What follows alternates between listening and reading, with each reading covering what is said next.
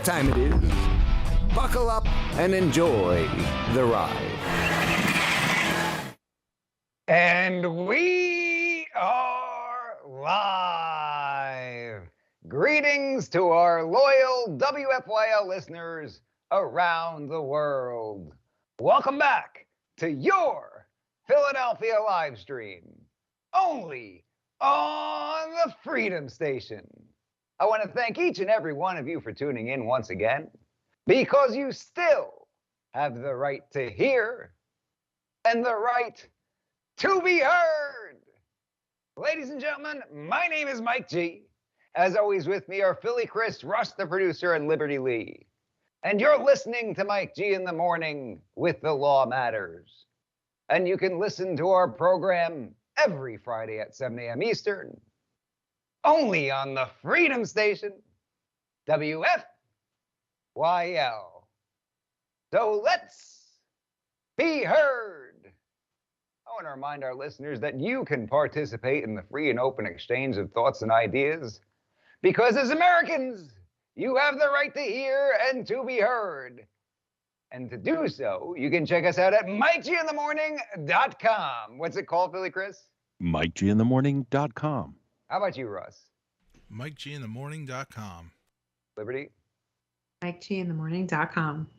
You can check us out on all of the social media platforms, of which we have not been kicked off as of yet. So tell your friends, tell your family, tell your barber, tell your Uncle Jerry, tell anybody who'll listen to check us out at MikeGinTheMorning.com. I also want to remind our listeners about the powerhouse lineup we've got here at the Freedom Station. Kick off your mornings with Scott Adams, bringing you the Scott Adams Show, weekdays at 9 a.m. until 11.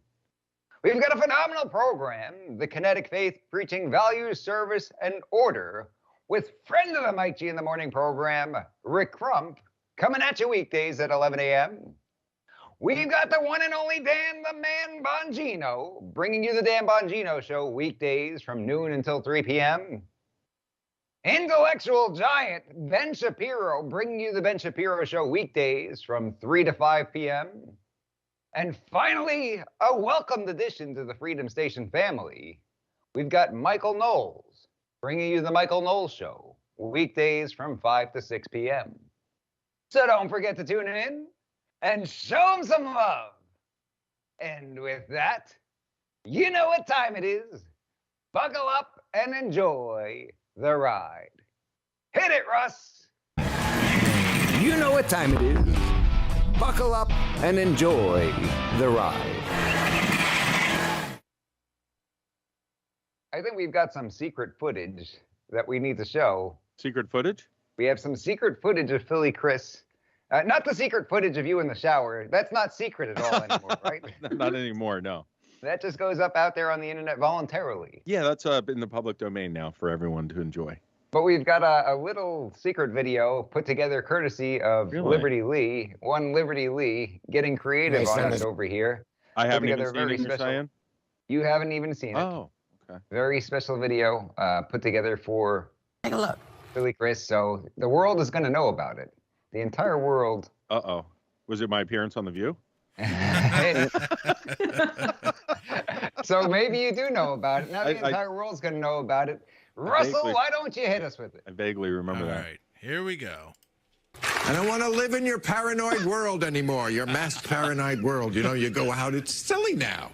You know, you have your mask, you have to have a card, you have to have a booster, they scan your head. Like you're a cashier and I'm a bunch of bananas.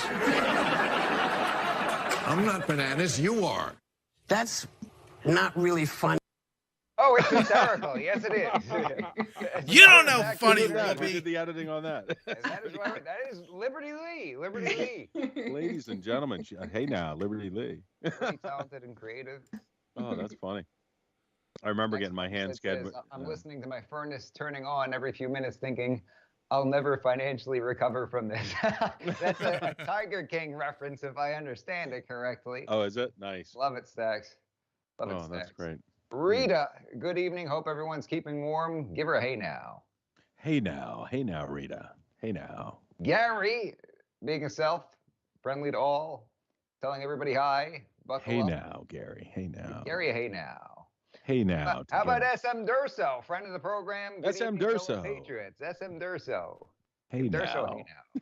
Give Durso a hey Durso. now. You know, I've also got a couple more shout outs that I wanted to give before we got going. I will tell you this, I did a seminar in New Jersey, and it was phenomenal to see so many patriots who were interested in our Second Amendment and being law-abiding gun owners come on out for that seminar. It's been very spotty in New Jersey for the last couple of years, unfortunately, with everything that's going on with their government and the restrictions on gatherings and things of that nature. Isn't So- it illegal to be a Second Amendment attorney in New Jersey now? Lawyer up and shut up, right? Right. Just don't tell them you're a lawyer. I bought a holster in New Jersey once, and I went up to the front because I'd been looking for this holster for, it had to be a year. Nobody had it. They weren't making it anymore. I went to a shop in New Jersey, and they had this dusty box sitting on the shelf, and it was left-handed. It's the exact one that I needed and been looking for. So I said, great, I'm going to buy this. So That's I good. grabbed it off the shelf. And it's understandable why they probably wouldn't have sold it in New Jersey, because you have a very limited market for holsters that are tailored towards concealed carry in New Jersey, right? You've got law enforcement officers, and perhaps they carry you off duty, Yeah. but it's not like they've got over 1 million people with a license to carry like in Pennsylvania. Sure. So who knows how long that thing had been sitting there. I found it. I throw it on the counter, and there's this gal working the cashier. She must have been new. Mm-hmm. She brings me up, and I said, hold on a second. Am I allowed to buy this in New Jersey? Is that legal? And she looks at me, and she's like, yeah, why not? And I was like, I'm just messing with you. Because it's a holster, see? Anything gun related. Yeah. The gun pins are illegal in New Jersey, right? Yeah, pretty much. Stickers with guns on them. Well, the slingshots are, right? I remember learning that from Evan in one of his seminars, that the slingshots are felonies too, right? They absolutely are. Yeah. The state You know of the story behind Florida, that. Don't guys, get your kids slingshots. the state the of story behind Florida that. looks like a gun and therefore is illegal in New Jersey. That's right. Florida is illegal in New Jersey. Get you 3.5 years mandatory minimum. What was it about Florida? They're illegal in Florida. They're too? gun shaped. No, he said that the shape of Florida on the map looks like Oh, guns. sure, That's illegal. gotcha. I see. So do you know the story about slingshots? I don't I've been know told the story. background on that. No. So basically, slungshots as a part of the New Jersey Crimes Code were illegal. And if you don't know what a slungshot is, they also call it a monkey's fist. It's basically a steel ball wrapped in leather with a string on it. And you swing around, whack somebody over the head with it.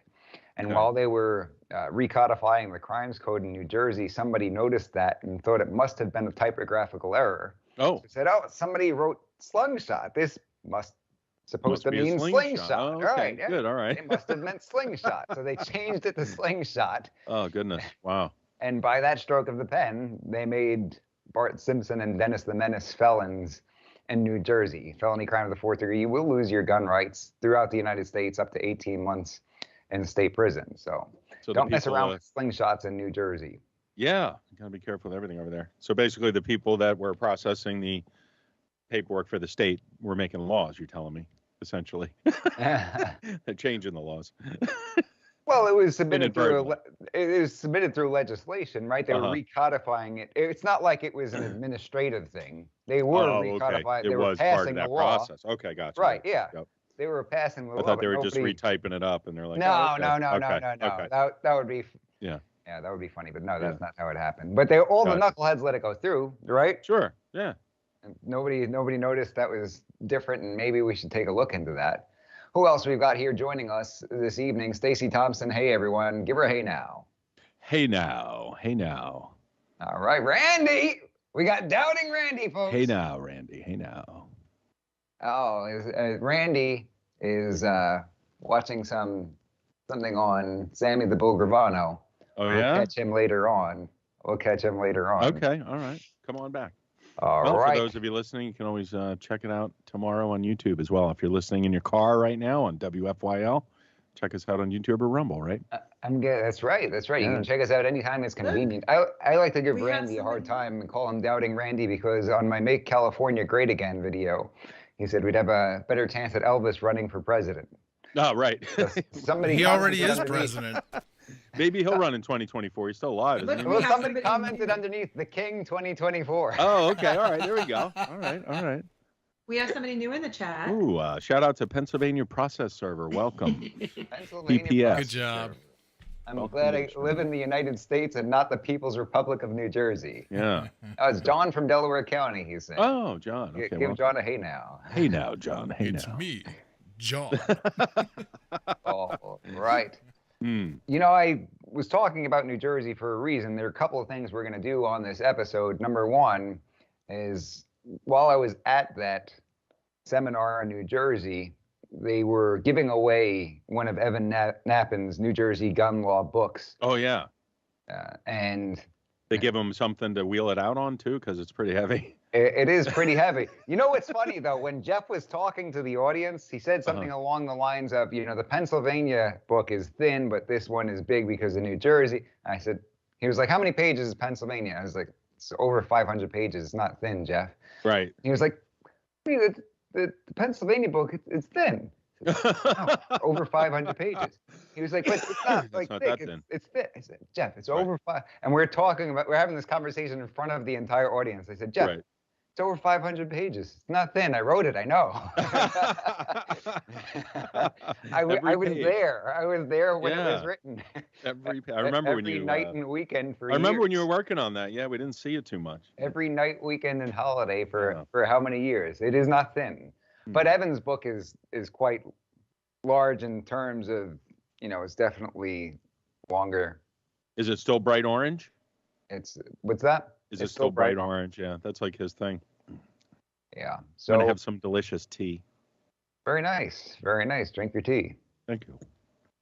So they gave away this book, and I felt bad for some of the U.S. Law Shield members because I love seeing them come back out to the seminars. So I decided, all right, let's have a little bit of fun here. Mm-hmm. Anybody here who is a U.S. Law Shield member and wants another shot at getting Evan's book, Oh yeah. I will buy one and I will send it to someone. Oh yeah. If you're a Law Shield member, you attended the seminar and you write in to MikeGinTheMorning.com. So we've got a stack of people right over here Oh. who wrote in, Oh really? and we're going to be drawing. We're giving something away right now. We're not right now. We're going to do it in Okay. about 10, 15 minutes. But Perfect. we're going All right. we're gonna draw from this list over here. I've got a U.S. Law Shield hat, as a matter of fact. Cool. Looked for the Elite Tactical Armory hat. I couldn't find it, but check out Elite Tactical Armory, EliteTacticalArmory.com. Stacy says, I'm new to the chat show, invited by Russ to listen. Well, welcome, Stacy. We're glad that Russ, the producer, invited you on in. Russ, you have any special words to say? No. Oh, that works too. That works. Man of many words. I've been Okay, chatting so with welcome, Stacey. I've been chatting with Stacy on Twitter about various things and told her to, join in the show. It's not really about any one particular topic. It's about just about everything. And, join in and say hi.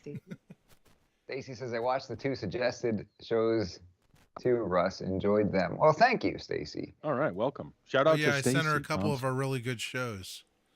Very good. Awesome. Very good. I'm glad. We had we always have a lot of fun and always glad to welcome somebody new to the fold.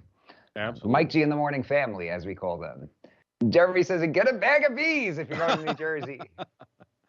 You're going to get a gun book and a bag of bees, right? There we go, You're gonna there get a we gun go. law book and a bag of bees.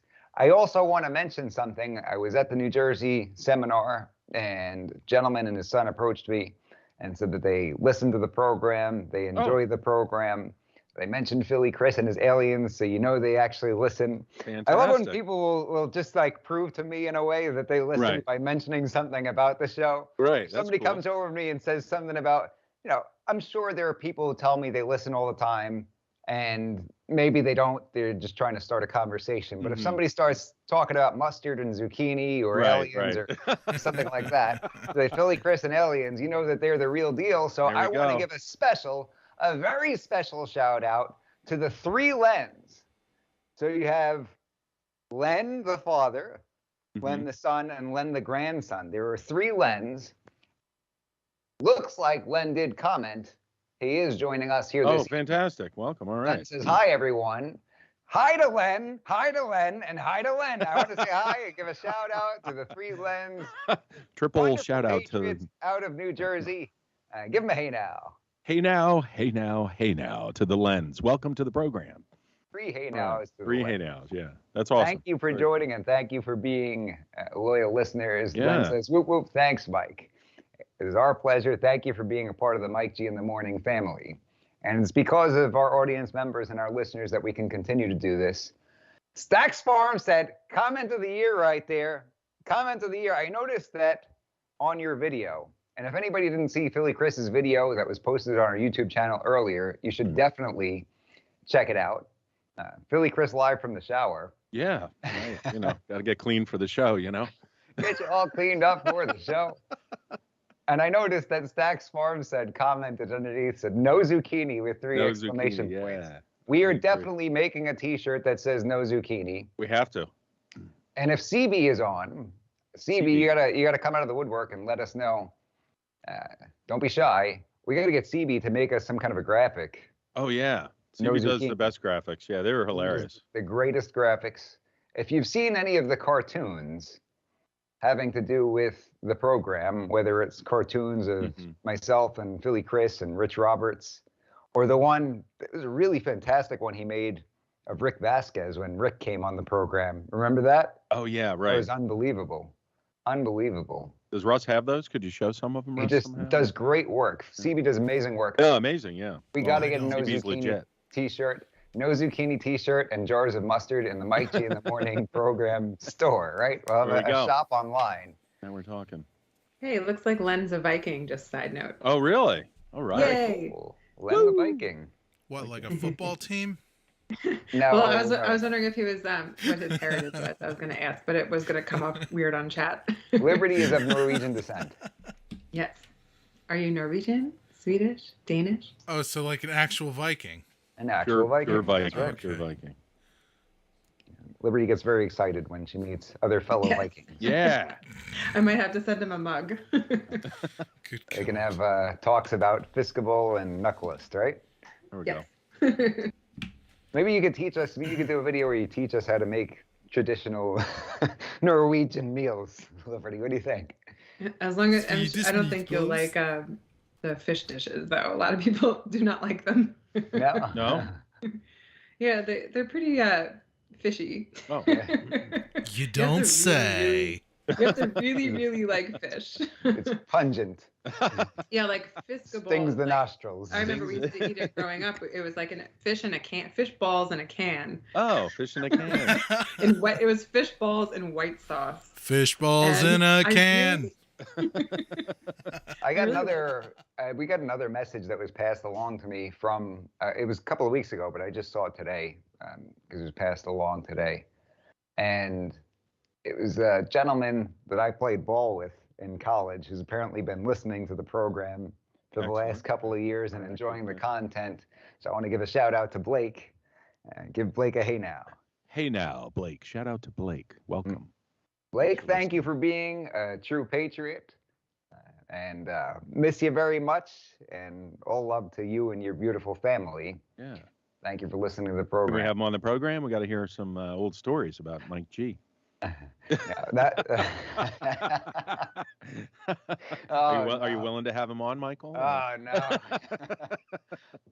Well, you know, it's hard for some people to admit to knowing me in the public sphere because if they have something to do with their employment or somebody's in charge and is rabidly anti-Trump, let's say, or anti-gun, then that Yeah. can be a problem for them, right? Just Sure. because of the views that they take. They belong to the wrong political team, so to Well, that's the way things are these days, unfortunately, even though they shouldn't be. But yeah. There's so many people, they're afraid to come on the program. I run into people every so often who Mhm. have great stories to tell. Yeah. And really, those are my favorite guests who have a story to tell Right on. and just want to hear about them and about their life, how they got to where they are. Some of our guests are pretty accomplished and they've got expertise in a certain field. And Yeah. when they get brought onto other programs, everybody wants to know, okay, give me 2 or 3 minutes or 5 or 10 minutes about your particular field, about a particular subject. Sure. And I like to give them the opportunity to tell us about the road. How did you Yeah. get there? What Right got on. you into this? So I love having those opportunities talking to these Yeah. people. Gary says, all I can picture now is the Viking girl from Netflix. Liberty Lee, have you been in any raids? And is this how you landed your husband? That is funny. Plus, Stack's over here. When we were Gary talking always about the touching the zucchini third rail. shirt, we were talking about the zucchini shirt. Stack says, I want one.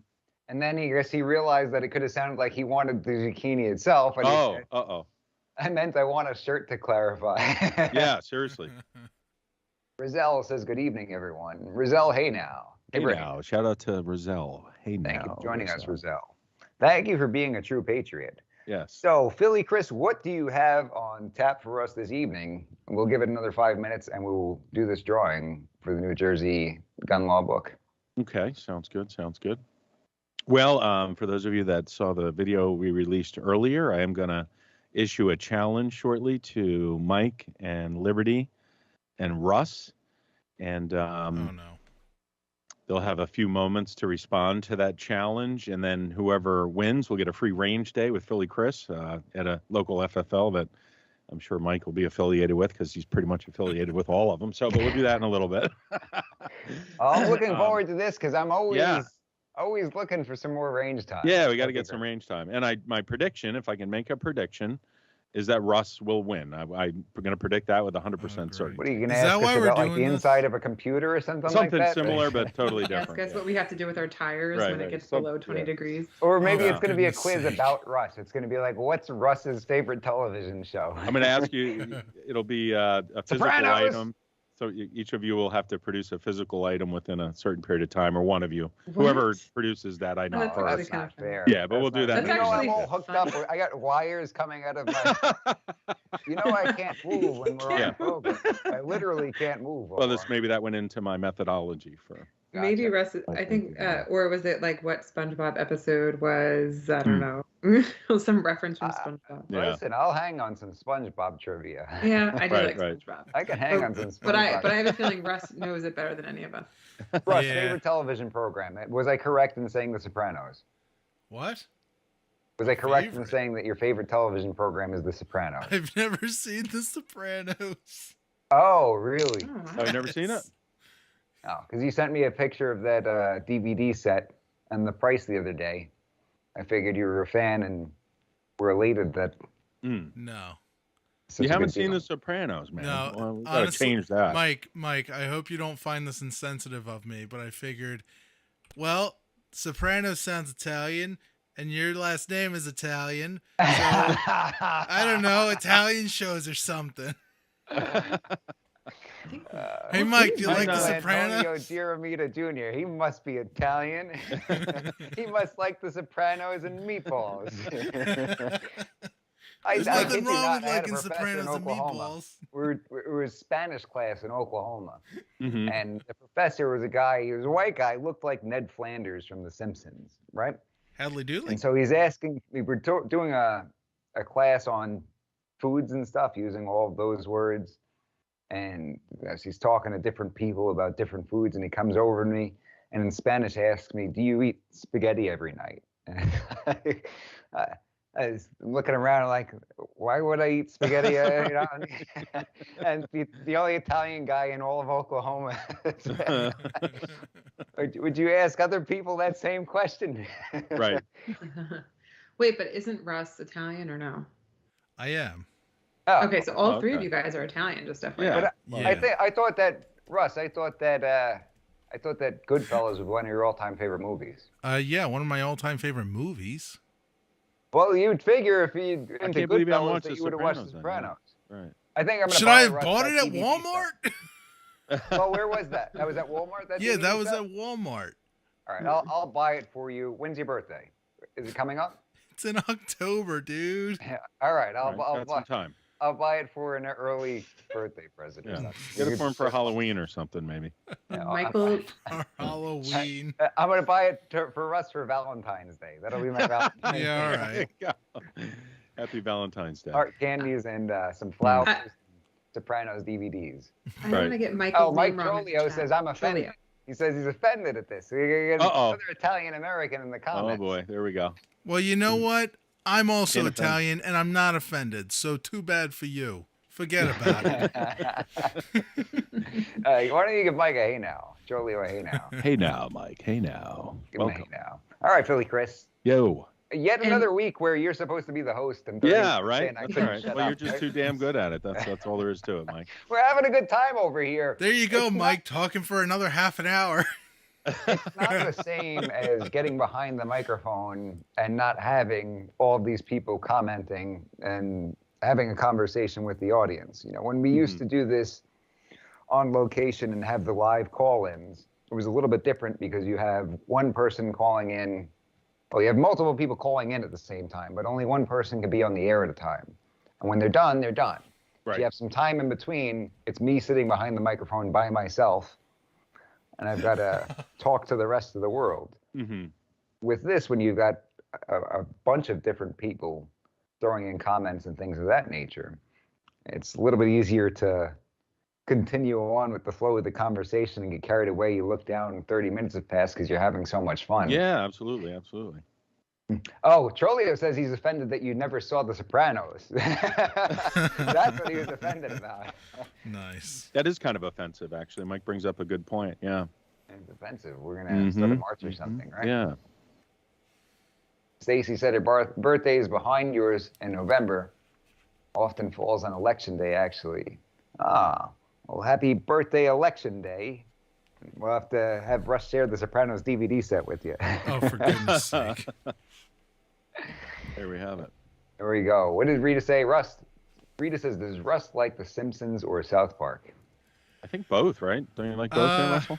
I mean, they're both sort of stale at this point. Simpsons started off kind of funny, and then it got stupid, and then South Park started off funny, and then ended up getting stupid, and then they ended up like making it like, I don't know, a segmented movie kind of thing where you can't just watch the middle of a season, and it's like you have to. It's chronological, right? I think they started that in like season 16. I don't have time for that. I don't have time to sit there and watch 8 hours of South Park.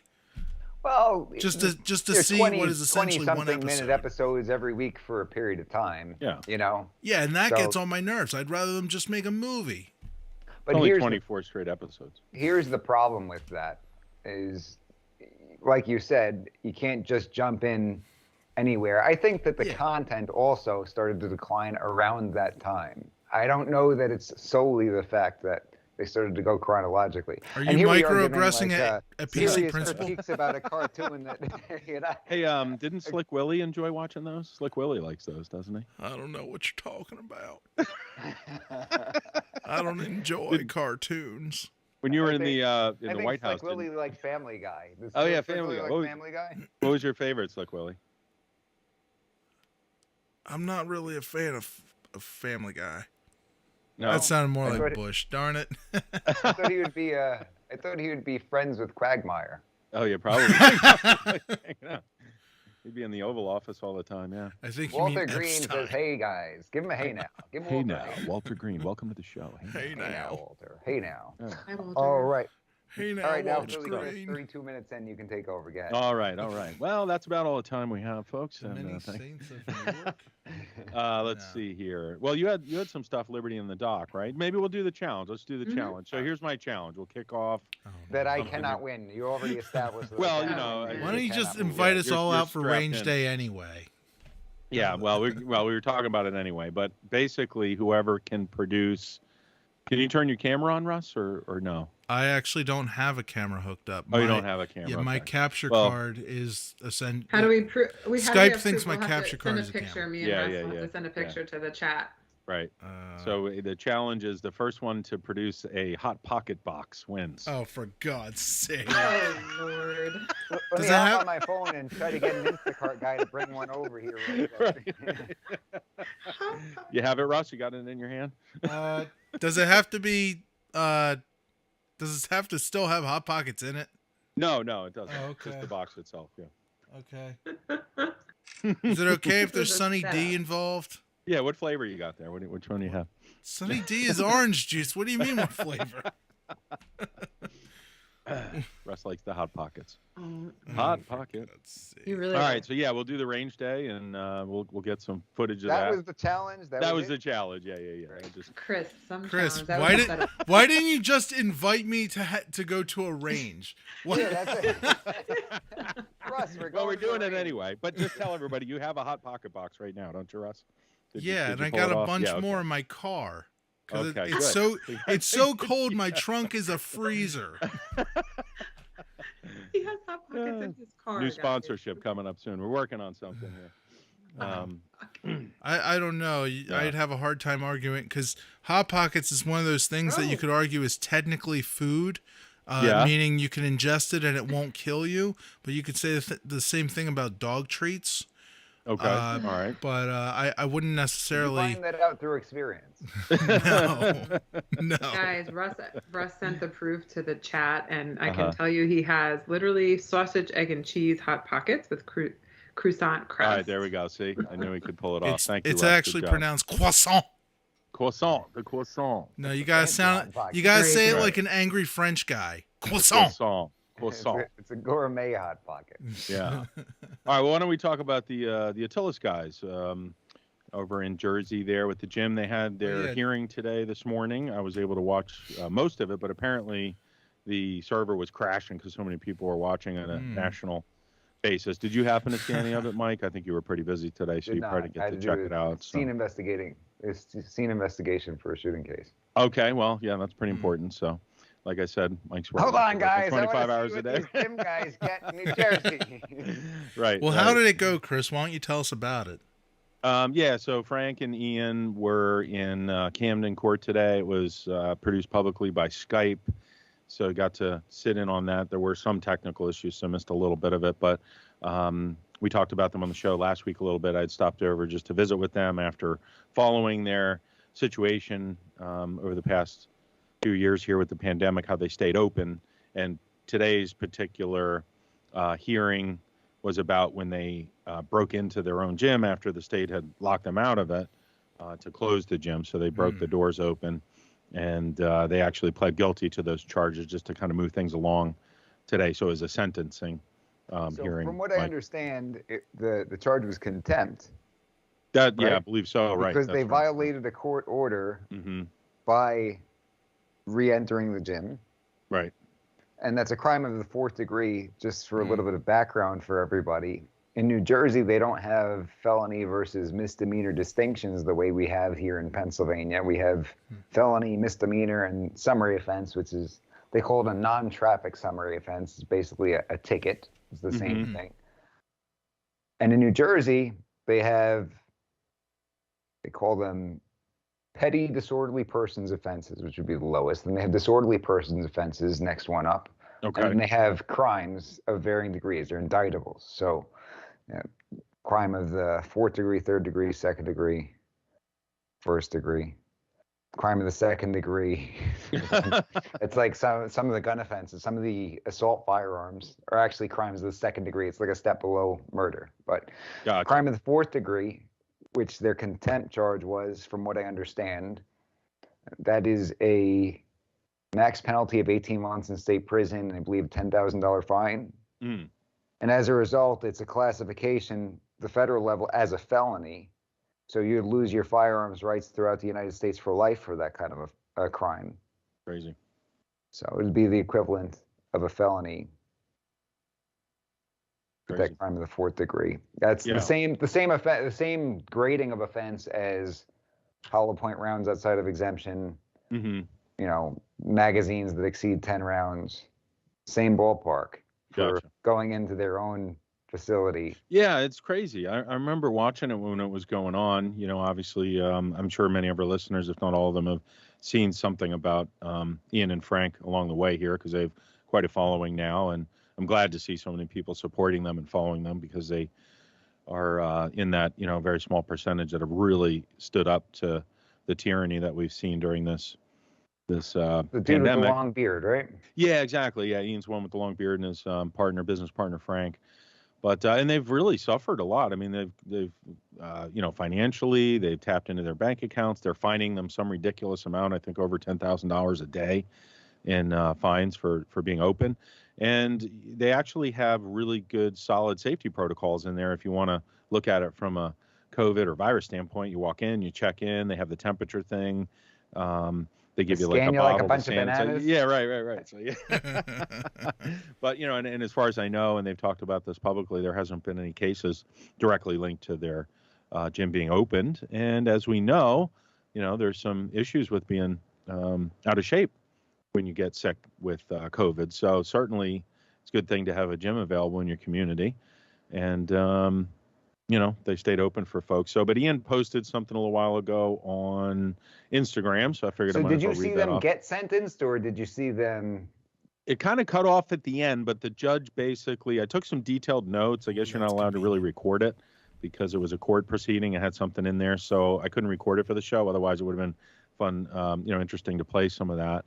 But they basically got probation. I don't know exactly what the amount of time was, but toward the end, the judge decided to put them on probation. So no jail time or anything like that, but still, certain restrictions, and they'll have like parole officers and stuff of that nature. So, but Ian posted, thanks to all who joined in on our sentencing hearing. So many came that the server crashed. We got 1 year probation for the crime of taking our doors off to prevent government goons from locking us out of our gym.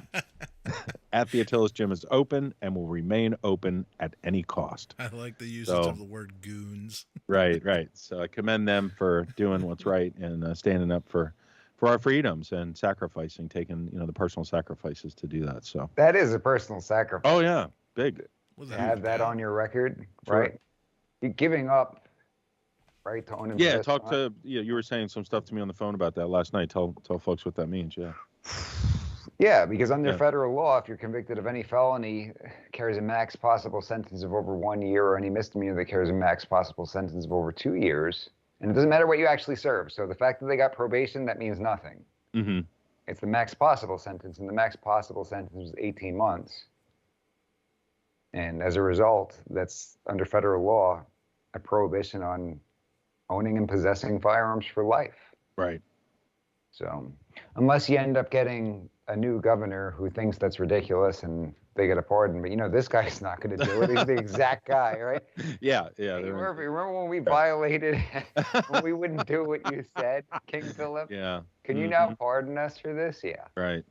Dax Farm says it's off topic, but I just want to let everyone know that our daughter Hope came home from the hospital 2 days ago. She's doing great and is watching with me now. Thanks for the prayers and well wishes. That is amazing news. Thank you, everybody. Hi, Hope. Saying prayers for Hope.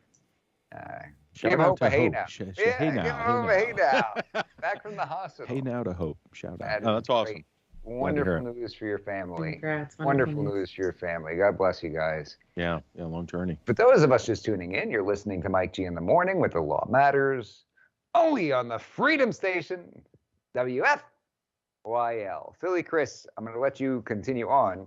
Sure. But before we do, I think it is about high time that we choose our winner.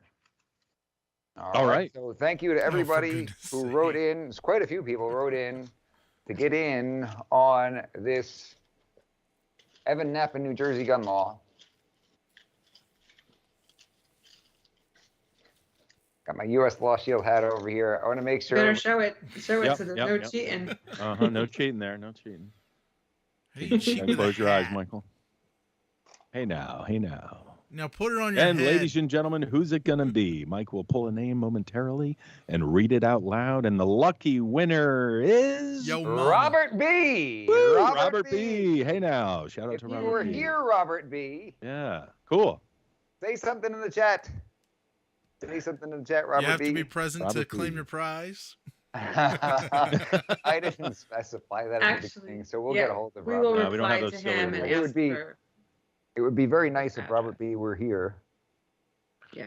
Everybody wrote into MikeGinTheMorning.com so we can just reply and get their address. Reply and get it over to them. All right. Good deal.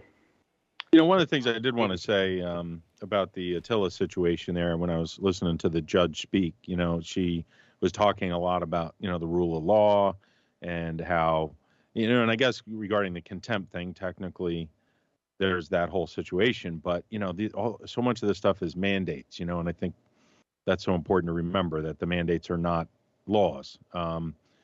Like I have a story actually I wanted to share, because I was down in the city with a group of close friends over the weekend, and they stayed at a hotel, and I ended up staying down there with them. I told you guys this story, right? The coffee story. Did I tell you guys? Mike and You didn't tell I don't think I told it on the air though, right? No, you didn't tell the people who Okay. were listening, watching. All right. 100,000 people over the airwaves tomorrow morning. All right. So anyway, I come down in the morning to get the courtesy coffee, as the hotels normally have, and they had some free food as well, for staying there. And I go over and I'm grabbing the cup and I'm about to pour my coffee. And suddenly over my right shoulder, there's a guy there, and he's like, excuse me, sir, I need to see your vaccine passport and a, state ID, please. And I'm looking at him like, I'm just grabbing a coffee. Like, can I get the coffee? And he's like, well, you're in the food area, sir. And I'm like, the food area, and the food was kind of way over there. And this was like in the middle of the lobby where I had already been coming and going, to go to the room. I just wanted to get some coffee. So, and he continues on, and he's like, yeah, it's the law, sir. You need to show us that stuff. And I'm like, the law? I'm like, what law? What law are you talking about? I'm like, I'm pretty sure those are mandates. Like, are you making up your own laws? Like, I was nice about it. I know that he's supposedly doing his job and all, but apparently they're making up new laws and everything. So, but I finally was able to get the coffee and just kind of continue on. But, it's just fascinating to see what's going on downtown in Philly, and there's signs everywhere. Maybe we'll put a little something together for the channel where I can show some of the pictures and video I took. But, yeah, that's what's happening in Philly and a lot of these other blue cities, as we all know, by watching the news and seeing what's going on. So kind of a scary direction to be headed, in my opinion, when people are asking you for your papers. Show me your papers for a coffee in the lobby. No coffee for you. You got a license for that coffee? Show me your license. Show me your coffee license. Right. Yeah, right. Yeah, see my Were you not allowed to eat in a restaurant either? Yeah, well, actually, that's another issue. So we ended up getting some delicious food in Chinatown and having it back at the hotel, because a lot of the restaurants down there, as we called around, a friend of mine wanted to go watch the football game. So we were going to go try to do that at like Chicken and Pete's or one of the other well-known establishments in Philly, but they won't let you inside. They still have the indoor-outdoor dining in the street if you want to sit out in the street like a peasant and be served. In 20 degrees? Yeah, in 20 degrees without any TVs or anything like that. So, yeah, still going on. Well, after hang all on. this time, and quite a bit of news recently. I'm sure folks, our listeners have been following some of the information coming out from Dr. Malone and others, and some of the hearings that were going on over the past few days about the reality of what's going on with the zucchini and the turnip and things that they're finally discussing and revealing now about how effective it may or may not really be. So, but anyway, there we have it. Looks like Durso had a similar experience. Oh yeah, what happened? Kicked out of the Nuts to You store in Philly for no mask. Oh yeah. All right. Well, Hey, good Russ, for you. Good. If you go to, We've got to stand up to it. If you go to clip 18, there's actually a video similar to what Chris is saying, but Oh, it's okay. it's a little different. Yeah, let's do that. Good timing. Okay. Good timing, Liberty. Yeah. Yeah, it worked. Shout out to Liberty. Shout out to- The number Hey system now. worked. Hey now. Yes. Hey now. Let's just hope when we add more stuff like up top, it doesn't screw up everything down below. No. Where's 18? It's usually after 17. Right there. Yeah, Before thanks, 19. Chris. Yeah, okay, no problem. Just helping you out there, buddy. Shut up, Chris. Look. Don't make me come to the North Pole, brother. What's this? Instagram? Aren't they owned by Facebook? Metabook? At this point, The Stanko metaverse, book? man. It's all in the metaverse. we're all owned What's by nuts to iPhone. you? Is nuts to you? Actually, that's a good store. I wonder if it's the one that I used to go to right there in Center City. There's a few of them around, but yeah, they have all kinds of It's a great assorted clip. nuts and snacks and dried Russ, fruit, it's in- things of that nature. There's a place in York County, the York Revolution. They're sponsored by a nuts company as well. Do you remember that, Chris? When we were there and Which they had place? sponsors called D's Nuts. Oh, D's Nuts, D's yeah. Nuts, yeah. I've seen D's Nuts, yeah. They're a sponsor out of York Yeah. County for the York Yeah. Who Revolution. came up with that name? Jeez. Maybe we should. Well, you should Sounds, find an sounds all. like something you guys would come up with. These nuts? It's D Want some of E D's nuts? apostrophe S.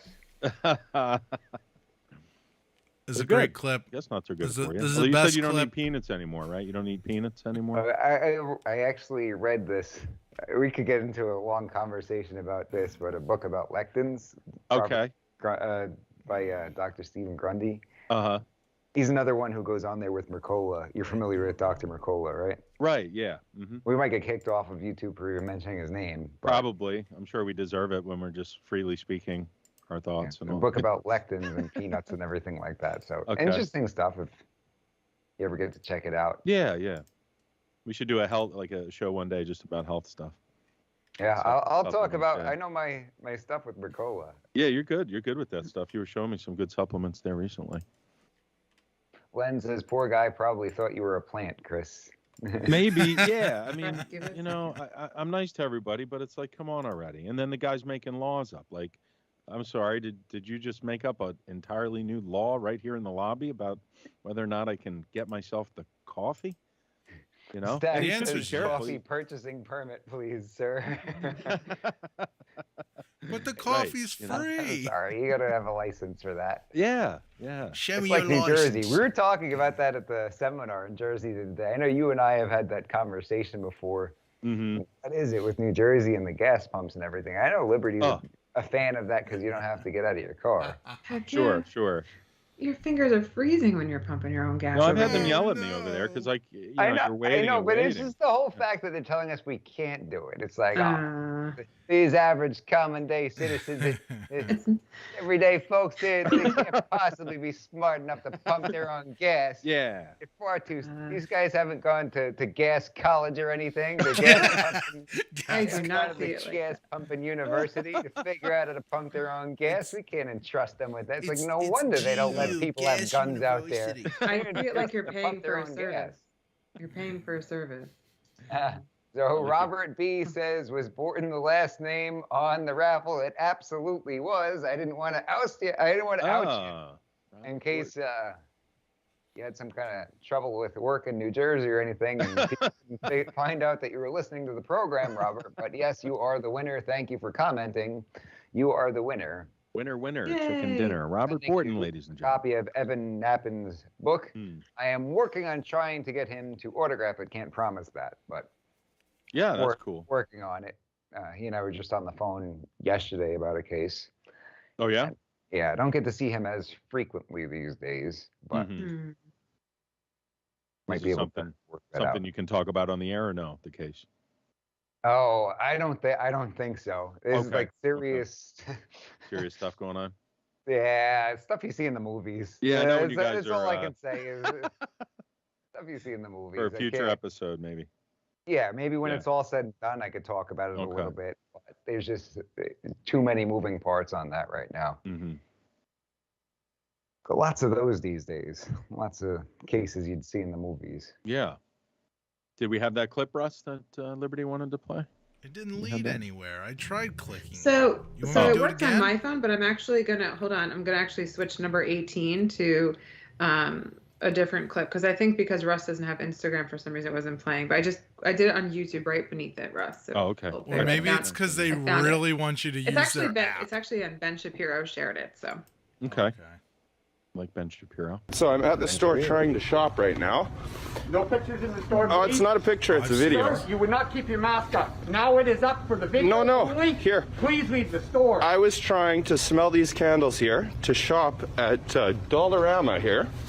As I pull my mask down to smell, Your mask up! and now I have another guy yelling at me over here to put my mask up.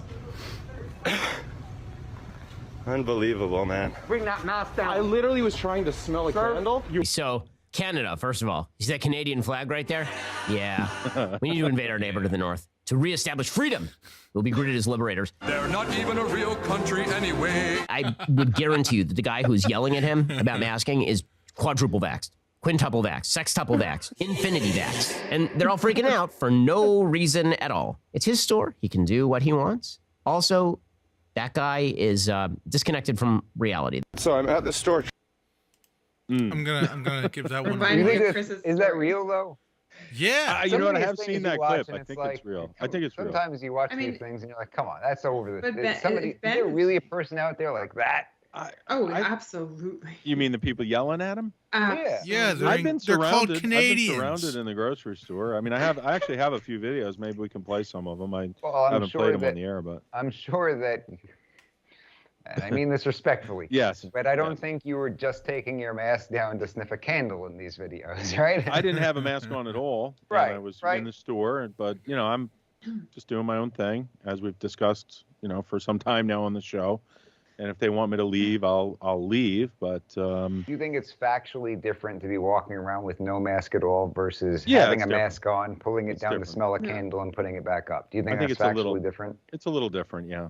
It's equivalent to what they do like on the airplanes though. Like it escalates very quickly. Like you can pull it down to eat something, and then somebody like eating peanuts and taking a long time to eat those peanuts, somebody freaks out and says, "Put your mask up," and the next thing you know, there's blood flying.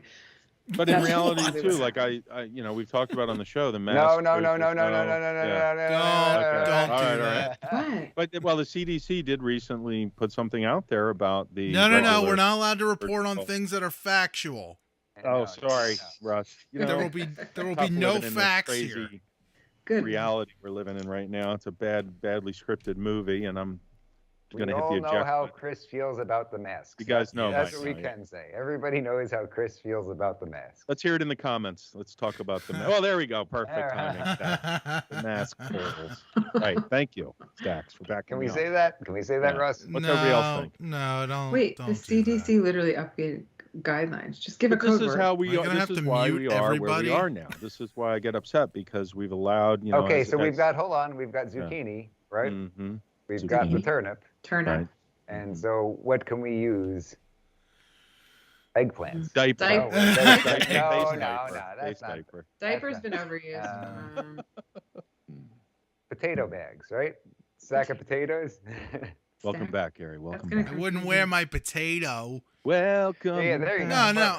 How about fanny pack? I didn't wear my potato. I didn't wear my hot pocket. Guys, how about fanny pack? No, I like potato. We do everything with food. Let's get a vote. Let's get a vote in the comments. Yeah, let's do a vote. Well, ladies and gentlemen, Michael. I'm going to put a poll up. A poll coming at you live here on Mike the M word be potato. Potato. Is anybody else doing it? Any of our listeners out there? Do you go out maskless at any time? Potato-less. What the heck? Sorry, potato-less. It's going to take me a little bit. Chris, what? I'm 120 years old now, Yeah, served 100 of those few episodes. All right, so the code for the M word be potato. Vote yes or no. A face potato? Cast your votes. Casting them now. I voted no, and it's giving me 0%. Why did you vote no? You came up with it, Russ. No, I didn't. You said potato. You got 83% yes, 17% no. Of course it was my idea. Who else would come up with that? Keep on voting. Keep voting. We needed everybody to vote. So the code word for the M word. What's going to be the other one? We need something else. What do you mean? If they say no to potato, we need a second thing. We need well, we'll figure that out It's overwhelmingly potato. Right now, potato. I think it's going to be potato. Right now, it's potato by a landslide. I think, potato. It reminds me of a mask. Potato's winning big league right now. I don't wear the potatoes. He doesn't wear potatoes. Your mom wears a potato. I just love beating the system, don't you? You have to. I love beating the system. Have to beat the system. Pennsylvania process server says, "Oh, good Lord, did you vote? Did you vote? If you didn't vote, then you can't complain, right?" Well, it's a big part of it. Every vote counts. Gotta vote. Every vote. Are we going to be determining the result of this through the Electoral College or probably popular vote? It's the most safe and secure vote. Mail your vote. Yeah, right. It's like the Narfadors back in the. Don't worry. It's safe. It's secure. It's effective. We just got 100 mail-in ballots for no on potato. I'm sorry. 7 of you voted yes for potato. I just got 8 for not potato. I'm sorry. Sorry about that. A van just pulled up. You see, we had this busted pipe in the back over here, so we had to shut down the entire building. Everybody out. while these- Yeah, and I'm it seeing turns new out that names. pipe was actually leaking Guys, potatoes. Oh, Rizal says, great. You see that, Liberty? Mashed Yeah, potatoes. the Says mashed mashed potato. potato. Nice. Mashed potato. That's Mashed- perfect, That right? is That's good. actually I a like pretty that good one. That's one. better. Potato. I like that one. The That is zucchini, no perfect. potato. And people, There's a wait, key guys, to potato. people who do wear them are potato heads. Yeah, How there you about- go. Potato. I have a head. thing. All right. How about mashed Mr. potato? Head. If Hold on. somebody How tries about, to kick you out, Chris, you call him Mr. Potato Head. guys, I have an idea. You How can't about that, say Liberty? Go ahead. Mister anymore. mashed potato? Mashed potato is cloth mask, and potato is the N95 or N99. You know, Okay. now that you said that, the Yeah, YouTube they're gonna- overlords are going to know our code. Oh, Yeah, I just picture some nerd sitting there like, yeah, I'm gonna catch them. What's zucchini again? I'm gonna crack this case. I gonna made my figure out own the decoder ring. I'm wearing my Reporting to his boss. special. Excuse me, mashed- sir. my special potato. They were talking about the zucchini. The what now? The zucchini. No, wait. Wait. What They're is- spreading all hang on. kinds of misinformation. I gotta prove look it. at my key. I Can gotta they look do at. I the smell can't the find candles. You have to have your potato on your face. All right, I'm closing the votes. You got 10 seconds. All right, closing the votes. it. Ten Wait. seconds. What about 10. egg? Closed. What about Nine. egg? 8, Mm. 7, Ew, no. Egg 6, on your face? 5, 4, 4, 3, 2, 2. 1. That Blast is. Polls are closed, and it is officially the potato. Done. All right, there we go. Hey, Both of you're them a mashed potato. Perfect. Yay. Oh, All right. Okay. Oh, interesting. As you were, Verso. Chris. Well, this is an interesting question. We interrupt this program for a brief poll on potatoes. Wait, isn't there a van pulling up in the driveway out front? You have to get the paper votes from or something, Mike? Oh yeah, Yeah, the they got Northridor's to bringing back the wagon in. Bringing the wagon in. I got newspaper up over my windows right now, so you can't see inside. That's right. So let's see. SM Durso. Is anyone has Telegram? There's an interesting video relating to the lead up to Neuralink that was discussed in the show last week. Interesting. Okay. Yeah, there's still a lot going on with the Neuralink. Have to look into that. SM Durso, thanks for the heads up. Looks like they're going to be doing the trials on people here pretty soon, from what I've heard. Maybe it had something to do with that. Let us know, SM. Oh my gosh, are you for real? Oh yeah, it's all coming. You When's got to that get coming, everybody Philly jacked Chris? in. What's You your got to get jacked in. Oh, This is the prediction show, okay? They're So should building we a- start with predictions? Yeah, why don't we get into that a little bit? Why don't we get into What's that? your prediction on the Neuralink? I mean, we're going to see it the next year or two, I think, in people, and they're going to start to roll it out at first for folks who have specific medical needs, neurological disorders, spinal issues, things like that. And but then eventually, the idea will be that everybody could have one. They're working on the robots right now. I've seen some videos where Elon was showing these robots, these machines that it's almost like you go to like the hairdresser or something. You sit down in this chair, and there's like a big machine up above your head, and it'll cut a flap open, drill down a hole, and then it's going to put the implant in there. It's sort of like a Fitbit looking device that you can charge magnetically through your skin on your head. Yeah, oh no, it's all coming. I've And the never been robot will so just do it excited all. to It's wear gonna a be foil automated. hat. It's going to send these little nanotubes that have electrical conductivity in them directly into your neural pathways in your brain, and they can map out the signals.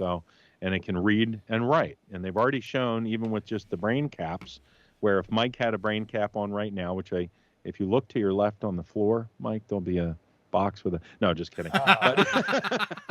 But actually, they've done this with people. There's some interesting videos out there for people who want to look at it, where they've telepathically communicated and even been able to move each other's hands. So I could I could think to move Mike's hand, and his hand would move. They've done this already, so that's already been done.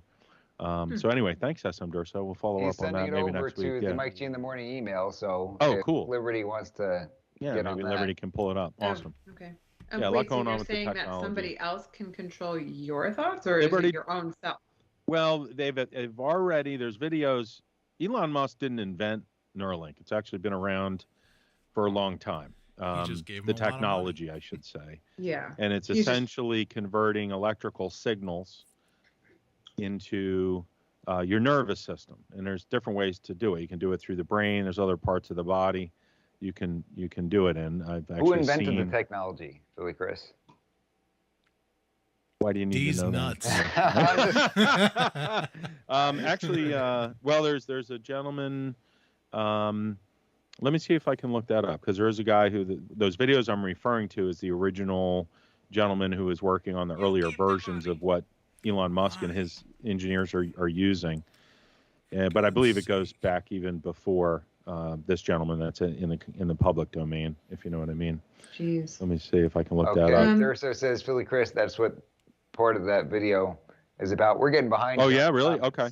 Fellas, Whoever sent that video, I'm not seeing it come through yet. I am on the Mike G in the Morning email. All right, keep an eye out. We are getting some Rita more says, write-ins. I know a guy who wears 2 potatoes at once and latex gloves whenever he goes into a store. If anyone is without a potato, he will start hollering at the customers and will walk out.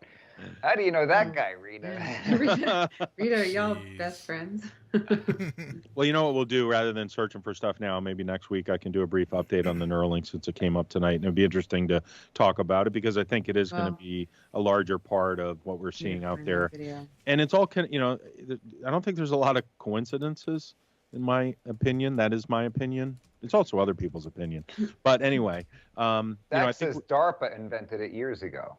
Okay, that makes sense. It probably came out of one of their programs, because it was most likely somebody back in the 60s or 70s who had the technology and created it, and then it went through the government programs. And Elon said basically for AI, he said it's coming.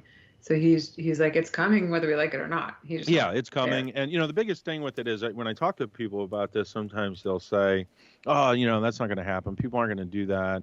I can't imagine, blah, blah, blah, blah. But the thing is, when we look at technology, like our phones, for example, we're already cyborgs. I mean, how many people don't have their phone right next to them right now, or, wouldn't, leave the house without it, or not have their phone within reach of them, almost every minute of the day. And then, of course, when you lose it, you go a little crazy. So the next evolution of that with the Neuralink is going to give you all of the capabilities that your phone has, or any computer, times 1,000, because the interface, this is what Elon talks about, is right now we use our thumbs. We're just like smart monkeys, like typing away on the phone. But imagine if you could think, as your input into the device, access Wikipedia, for example, or you as an attorney, Mike, imagine if you're in the courtroom giving closing arguments and, you wanted to make a reference to something, or something came up. Thanks. I'm good. Yeah. I mean, not I'll that do the old-fashioned way. but yeah. So, I think eventually, thank you. And maybe for our generation, we'll see people who hold out on it. I'm not pretty sure. I don't necessarily want to do that to myself, and would like to. Would they say? Would we get to a point where they say you need it, kind of like they are with zucchini? That's these are some of the concerns that I have. I mean, for everybody else's safety. I don't know. How do they come up with that? Sure. Well, they How can do they say, tie that in? They say, well, if you're not doing it. Well, you need a driver's license. You need a birth certificate. You need all these government documents. You need credit cards. You need bank accounts. You got to pay your taxes. So if you want to be a part of the system, sure. I think that's a really good point, Mike. And that's one of the reasons I mentioned this on the show some time ago, is because I have some pretty significant concerns about the direction we've been heading now for some time.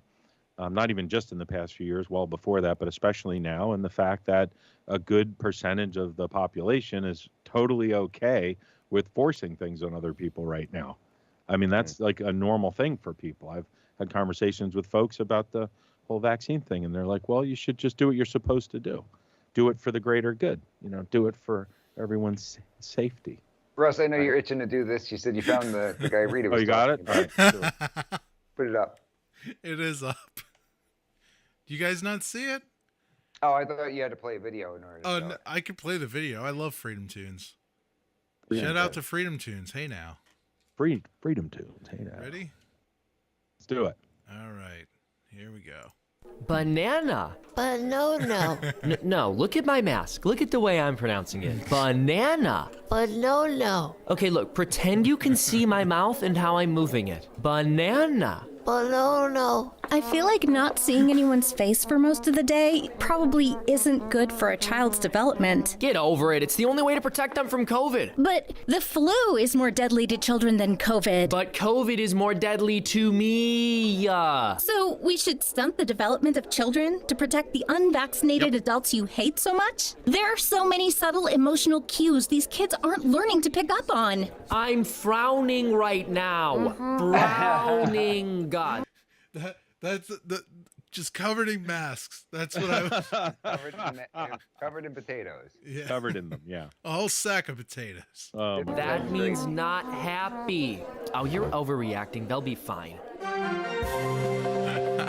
In a shocking twist, studies show the generation raised with cloth over their faces are less capable of identifying facial expressions. I can't believe it. The vaccines gave them autism. So what do you think? Should kids be wearing masks? Or are you not a neurotic psychopath? Let me know in the comment section below. Like, share, subscribe, and if you want to help us make more, donate at patreon.com/freedomtunes. Thank you. We love you, Freedom Good one. Tunes. I'm gonna go Gotta ahead love and the show Freedom them some Tunes. love. Yeah, good stuff. Give Good them a stuff. like. That's funny. Yeah. You guys are And hey, excellent. look, you know, people can do whatever they want. All right, so There we have it. sounds good. All right. I'm going to go to another What are you doing? comment that I wanted to bring Oh, up. okay, sure, Jeremy said, "Did you see leaked video of federal contractors flying illegal immigrants to Westchester County Airport that was released yesterday?"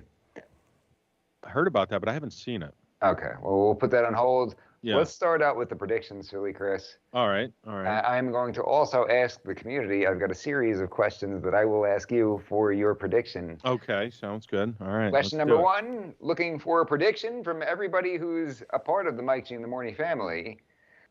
Highlight on Philly Chris's prediction. Question number 1. Will Biden be president by November 2024? I don't think so. I don't think it's fair for me to put my opinion in the chat because I get to hear it before everyone else.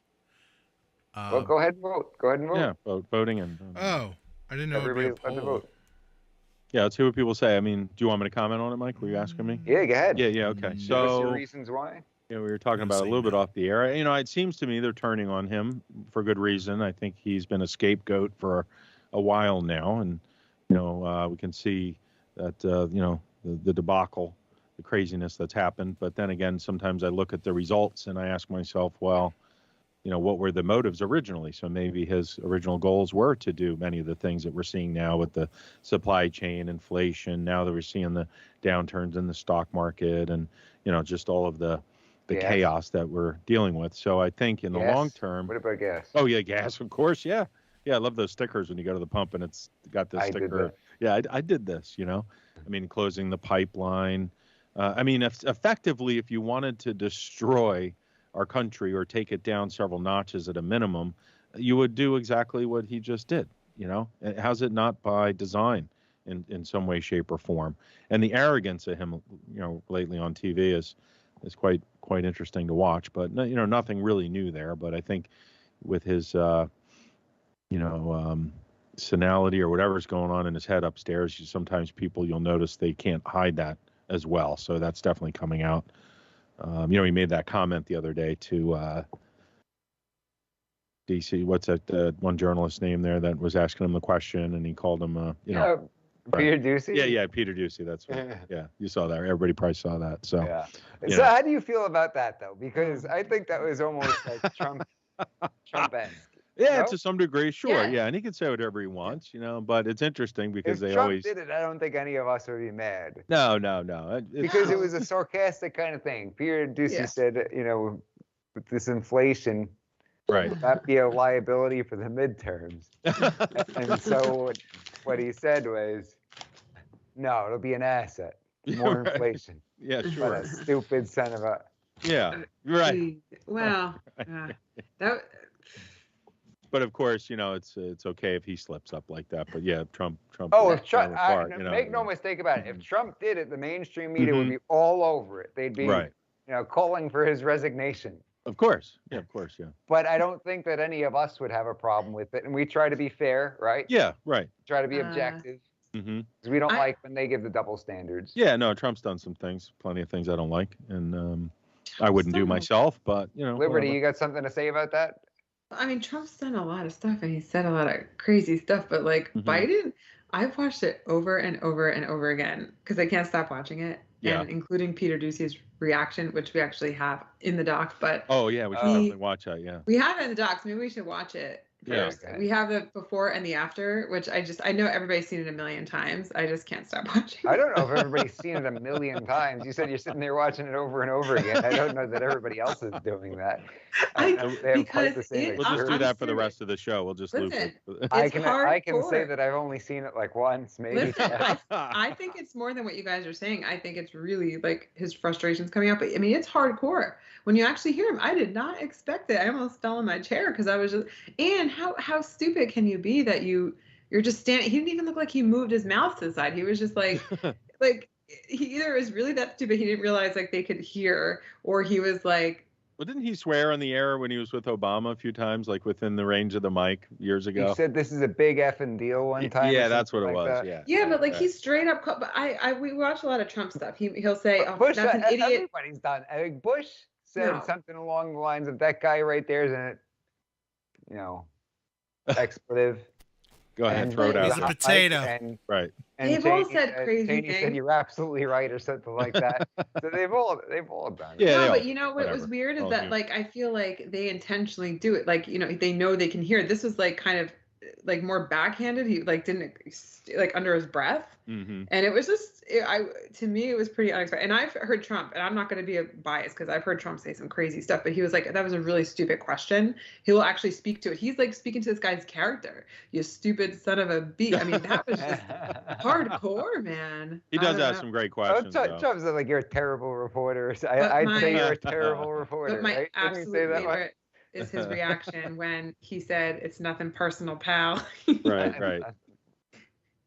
I don't know. All right. Did you guys all hear that? Is Russ pulling it up? Russ is grabbing it. You got it? Oh, I have. Russ does. He works by numbers now. So if you We're doing the one with Biden. Okay, Russ. So number 1 is the hot mic moment. Okay. And then number 2, it's all laid out. Number 2 is Peter Ducey's reaction, and then, yeah.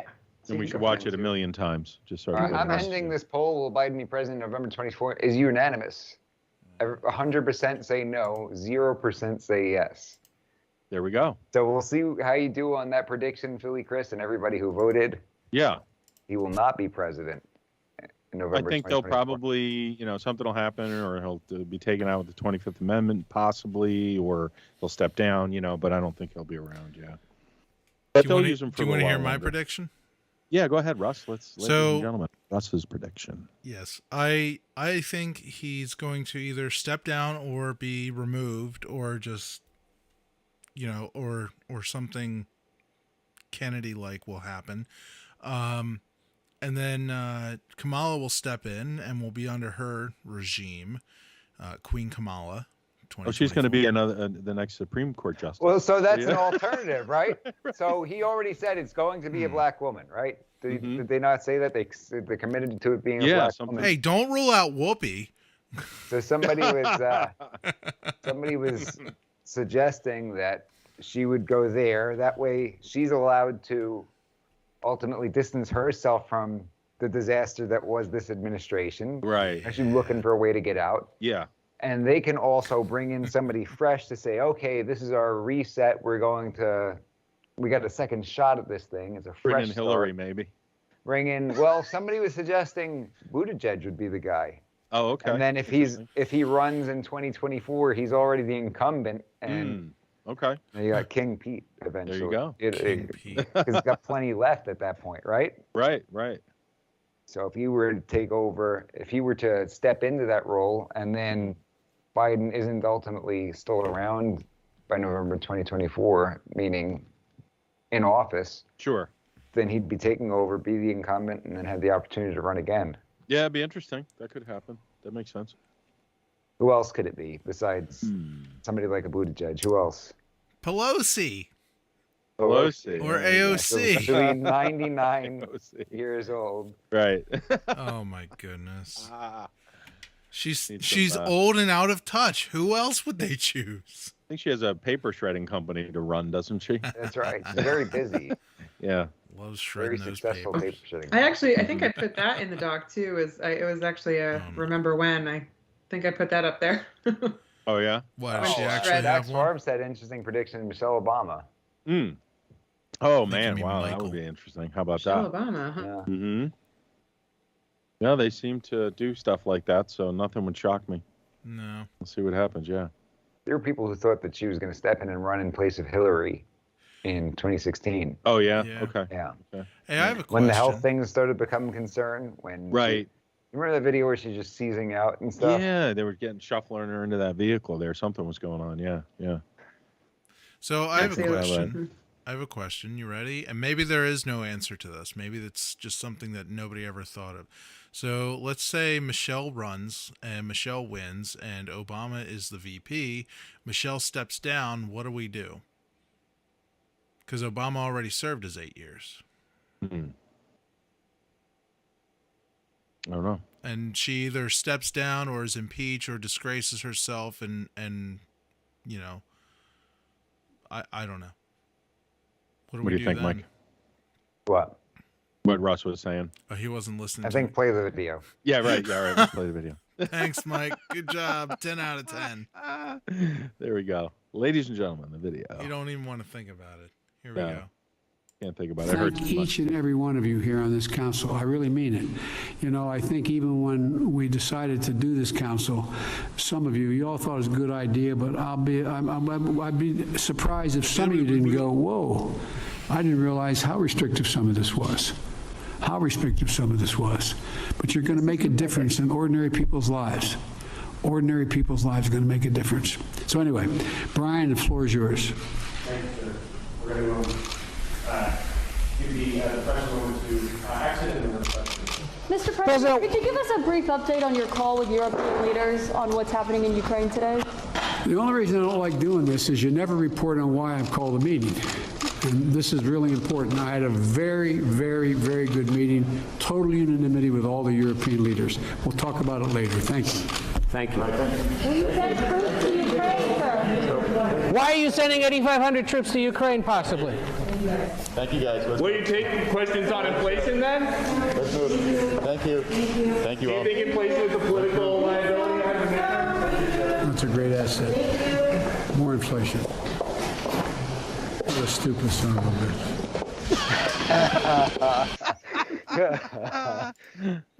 I gotta think it's, I'm sorry. I gotta think it's like, obviously disagree with the guy on just about everything.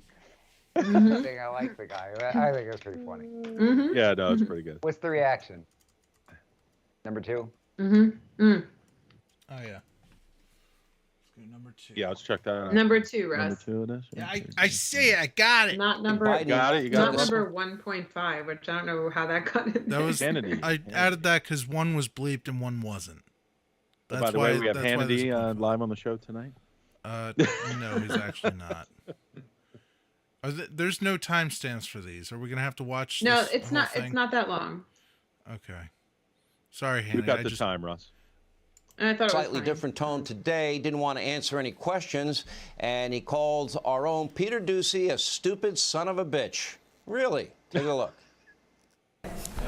Will you take questions on inflation then? Do you think inflation is a political liability?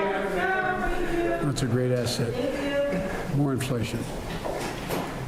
What a stupid son of a bitch. Stupid son of a bitch. Mr. Unity strikes again. In all seriousness. Say it 4 more times, would you? I know, right? You're gonna have fun editing this after the fact. Yeah, right. Well, we're already after the 1 hour mark. Yeah, we're okay. I don't have to do that. We should watch it a million more times, though. It is worth watching. Shut up, Chris. It's really the best. I can't. We need humor.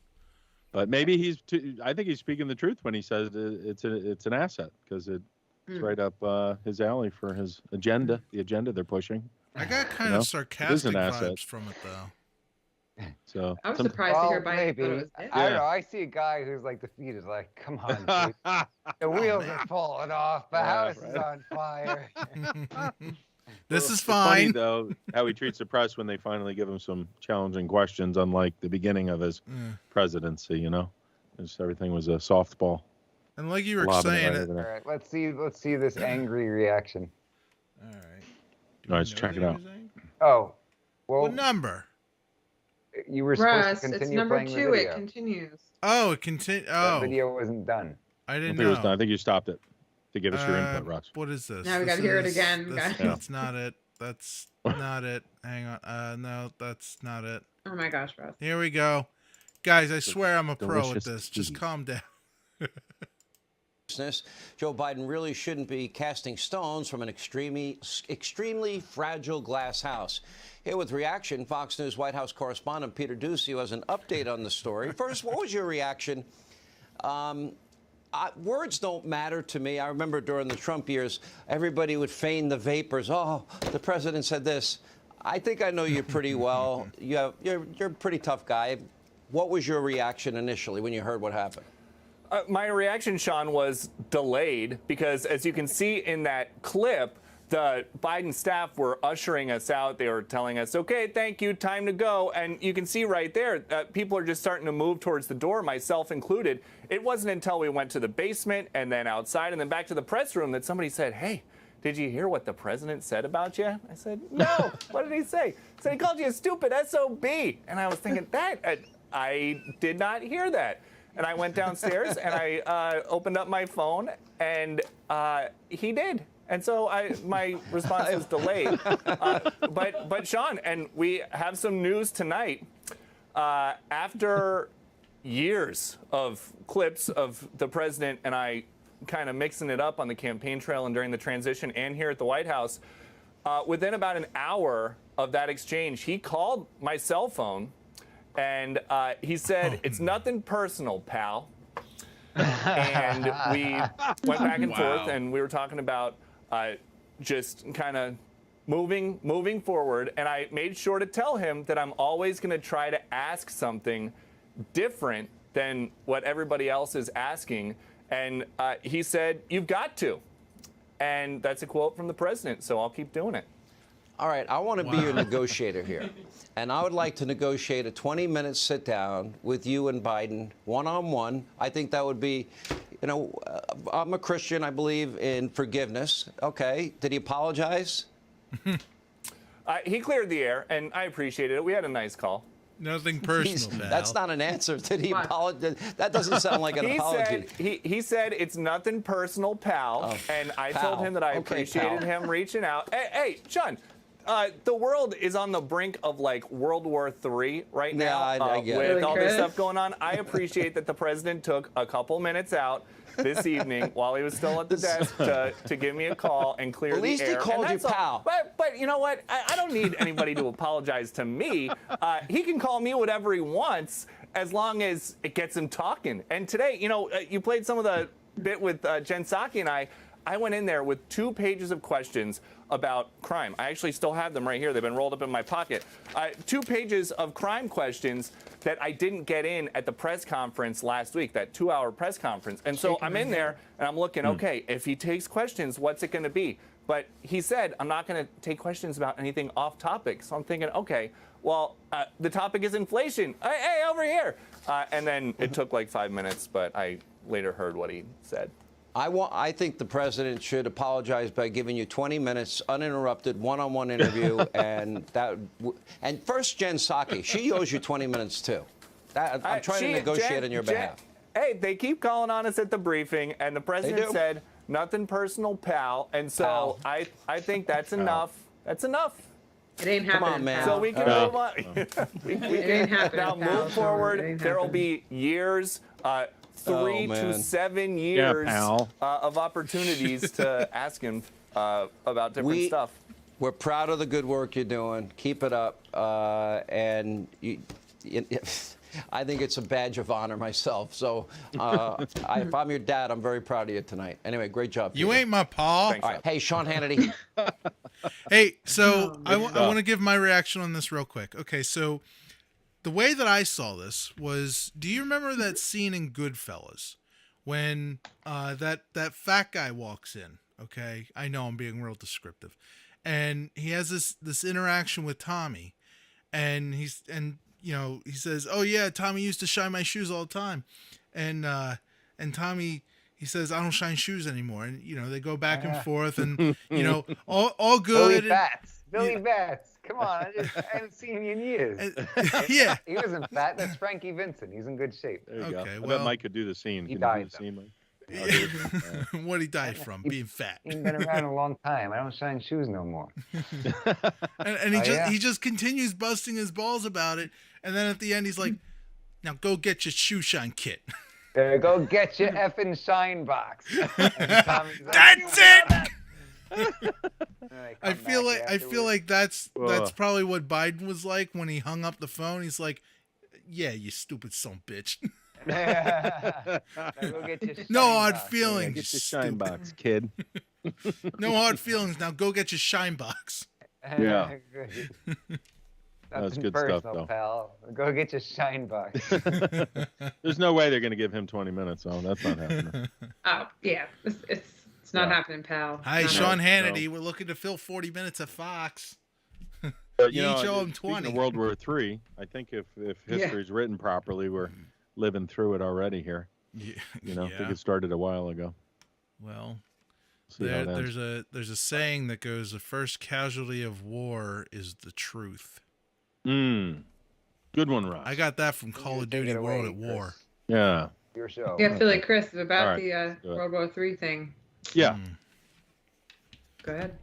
Well, we've talked on the show quite a bit about everything that's been happening, and I think that it's more by design than it's not by design. So, and we can see what's going on both sides of the media with all the propaganda. So, that continues, and seems like some of the truth is finally coming out now in these hearings over the past few days with the zucchini and the turnip and the potatoes and all that stuff. So, but my big concern is now that there's enough pushback on some of that stuff, and we're seeing some of that lighten up a little bit to some degree, and more people standing up for what's right, both here in the U.S. and other parts of the globe. My biggest concern is really what would they do next?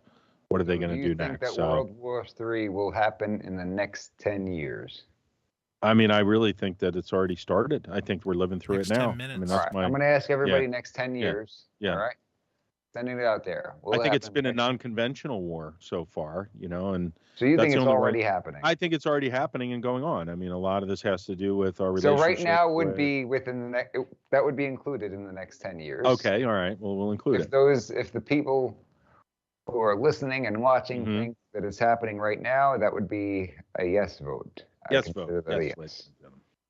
So that's a second prediction. That's not really a prediction, though. Is it a prediction? I guess so. If we keep it in the next 10 years, then it's... Philly Chris told us these predictions, and that's why we're going for. He specifically had these. He hardlined these predictions. So. Hardlining, drawing some lines. They didn't just come today out of nowhere. He's really 60-40 yes versus no. 60-40 yes versus no. As far as what will happen in the next 10 years. Yeah. And then we see the things going on with the Ukraine right now, between Russia and the Ukraine. And, they're fortifying their troops over there with supplies, and they're getting ready for some sort of engagement. And Biden already gave them the green light on national TV. More people are saying yes. Yeah. The yes votes are rolling in. And I think if you look at how effective our military is, we still have, if not, most likely still have the best equipped and trained military. However, it's kind of gotten weaker than it used to be over the past several years, and during the Obama administration with supplies and things that we've seen happen during the pandemic, with the critical race theory and the firing of some of our most elite forces. Quite a few SEALs, for example, and other special ops guys have chosen not to go with the zucchini, so they're no longer in the military. And things like that really concern me as we see engagements ramping up globally. And I think if we look at what's happened here already internally, we've been infiltrated from within in a non-conventional way, which is really an effective way. If you look at like the art of war, for example, and other ways that you could engage with your enemy, let them destroy themselves, which we've been doing quite effectively since we had the pandemic start, and things have become so politicized and tribalized, and all these different groups, Antifa, BLM, white supremacy, Proud Boys, whatever group you're in. And I've never seen such hate. So it does concern me, which is why I've been as vocal as I've been on the program, which I'm very thankful for that, Mike and Liberty and Russ and Susan, and trying to do our own little part here. And as you know, I like to go out and look at what's going on in the world and see it with my own eyes. I've traveled quite a bit during this, and I've seen things that are very concerning in all parts of the country, wherever I've been during and throughout this. So Gary says I need to stock up on squirrel jerky and mustard wine, and he got a red wine. Yeah, wee! Way to lighten up. Fortify the underground. It is, yeah. And hey, I hate to say, but I think that we're going to see some other interruptions, with the supply chain. We see what's going on in Canada right now. Hold on. All right. We have several more predictions. Everybody is on your side, it looks like, so far, Philly Chris. Right. They're with you on these predictions. Thanks for the support. Russ, you're going to give us a clip. Is it edited, though? Because there's a lot of F words in that. No, it's probably not edited. Okay. So, What clip is that? What clip? Now go home and get your shine box. box. We're in the after hours now, right?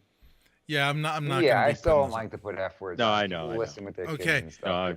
If you're sensitive to the F word, cover your ears. No. No, Russ. This isn't Jazzy Ralph hour. It's sort of a family show still. We'll be a family show for a little now while. Now go home and get your saxophone. We're a family show, quotes. Yeah. Air all right. quotes. You want me to find an edited one? I'll find an edited one. Yeah, it's not the most important thing in the world. And it absolutely side is. note, I did pop the link. It did come through MikeGinTheMorning.com. It's link number 19, the one that SM Durso sent. How long is it? 19. Oh, do you want to do that thing with the picture right there, Russ, that you're scrolling past? What number is that? Yeah. Let's talk about that. That is number. Right. Hold on, and I labeled this one. Will the real Mike G please stand up? So do you want to tell people what's been going on, Liberty? Because you're the one who has to deal with all this. Sure. So we are getting a plethora of messages to our Facebook Mike G in the Morning page. Awesome. People ranting and yelling at us for the show. And these really off-topic things that I'm like, well, I don't remember talking about that. And so I keep messaging Mike and Chris and Russ, and I said, hey, did you guys mention this, or what's this? And we finally figured out, we asked somebody who was really particularly angry. I mean, massive messages. Mm-hmm. And we get a message back and said, are you at the right show? And she said, yeah, Mike G. And I said, well, what show are you trying to get to? She said, Mike Gallagher. I said, yeah, that's the wrong show, but you're welcome to listen. Yeah. To a few select people. Okay. Some of them went kind of a little, off the rail. So not sure we want them in our chat. I mean, we welcome them, but they might be here right now for all you know. Well, we'd love to have them. Are you making fun of me? We'd love to have them, but it was like a little nerve-wracking, if you know what I mean. Especially when they throw in things where we have no idea what they're talking about, where they came up with that. Now, if you see that white-haired guy in the background on the left side between the shoulders. Oh yeah, who's that? I think that's Hugh Hewitt. Who is it? Hugh Hewitt. Okay. He's the guy that Trump told him nobody listens to your radio show or something like that. Oh yeah, okay, I got you. Oh, rip. That's yeah, he did that a few times. Yeah, and this was a Trump-based event. I distinctly remember. I'm not going to talk about it. Anyway, but he was there. Talk about it. Yeah. He was there. Who else was there? This was a Trump event. Okay. Sheriff Clark, Giuliani, bunch of guys, and nice. Jim Fisher on the left. He was the national sales director for U.S. Law Shield. He and I worked in Pennsylvania together before he moved out to Houston. Now he's the CEO of a company called Legal Heat. A lot of you folks probably know about the classes they put on for Utah licenses and things of that nature. Nice. And he and I were invited to this private event. It was a Trump. I don't want to call it a Trump rally because Trump wasn't there, but a lot of major Trump supporters were there, like Sheriff Clark, okay, Giuliani, John Voight, the actor. Oh yeah, John. Yeah. A bunch of other Very people. vocal, One of them yeah. being Evan Nappen was there with us. So Oh, he was, cool. and his Okay. brother Lou Nappen, Mhm. and Mike Gallagher. And so we were hanging out with him a little bit in the back, and somebody got a picture. Evan might have taken that picture for all I remember. Oh, okay. All right. But that is so. Both Mike G's were in the same picture at one point. Maybe that's where the confusion came from. I don't know. Oh, yeah. I don't They are, know. in Funny fact, story two about different that. That was people. over at this university. I forget where it was. Somewhere in Philly. Mhm. I forget which university it was. And the event, by the way, this was before the 2016 election. And you had people from all walks of life, all colors, shapes, and sizes at this Trump event. Okay. And that was one of the first times I realized, listen, you know what they say on the left, that it's only angry white guys who are going to vote for Trump. You knew that was nonsense, but this is one of the first times that I experienced something to that scale. Right. I mean, you had a lot of people there. Yeah. And people from all different walks of life. It's like they're lying to us on the news saying that it's only a select few angry white guys who are going to vote for this guy. Right. And this guy's got support from all over the place. Mm-hmm. And we get to the event. I had rented a Chevy Suburban because I was living in Harrisburg at the area. Okay. Yeah, they're cool. To be a lengthy ride, so I rented a nice SUV to pick up Jim, drive over there. Yeah. And we got up there pretty early because we had to account for traffic because we were coming from far away and everything. And we pull in, we're in the Suburban, we both had sunglasses on, and we couldn't figure out where we were supposed to be. So we pull onto the campus. Right. We both open up, and we get out, and we're both looking around. Like, we both get on each side, we're looking around, and this golf cart pulls up. Okay. And it's the university security, and they said, "How you doing, gentlemen? Are you the ones who come here and check it out before the event starts?" It's our Secret Service. Oh, that's pretty cool. Nice. There you go. Nice. Did you go along with it? Yes, of course. You get a nice guided tour that way. Yes, the first thing we need to do is test all the ice cream in your facility. Yeah, that's good. Make sure there's no poison in it for the boss. Make sure. Yeah, right. Make sure he gets his good scoop of ice cream while he's there. Yeah. Mm. That's funny. Good stuff. Good stuff.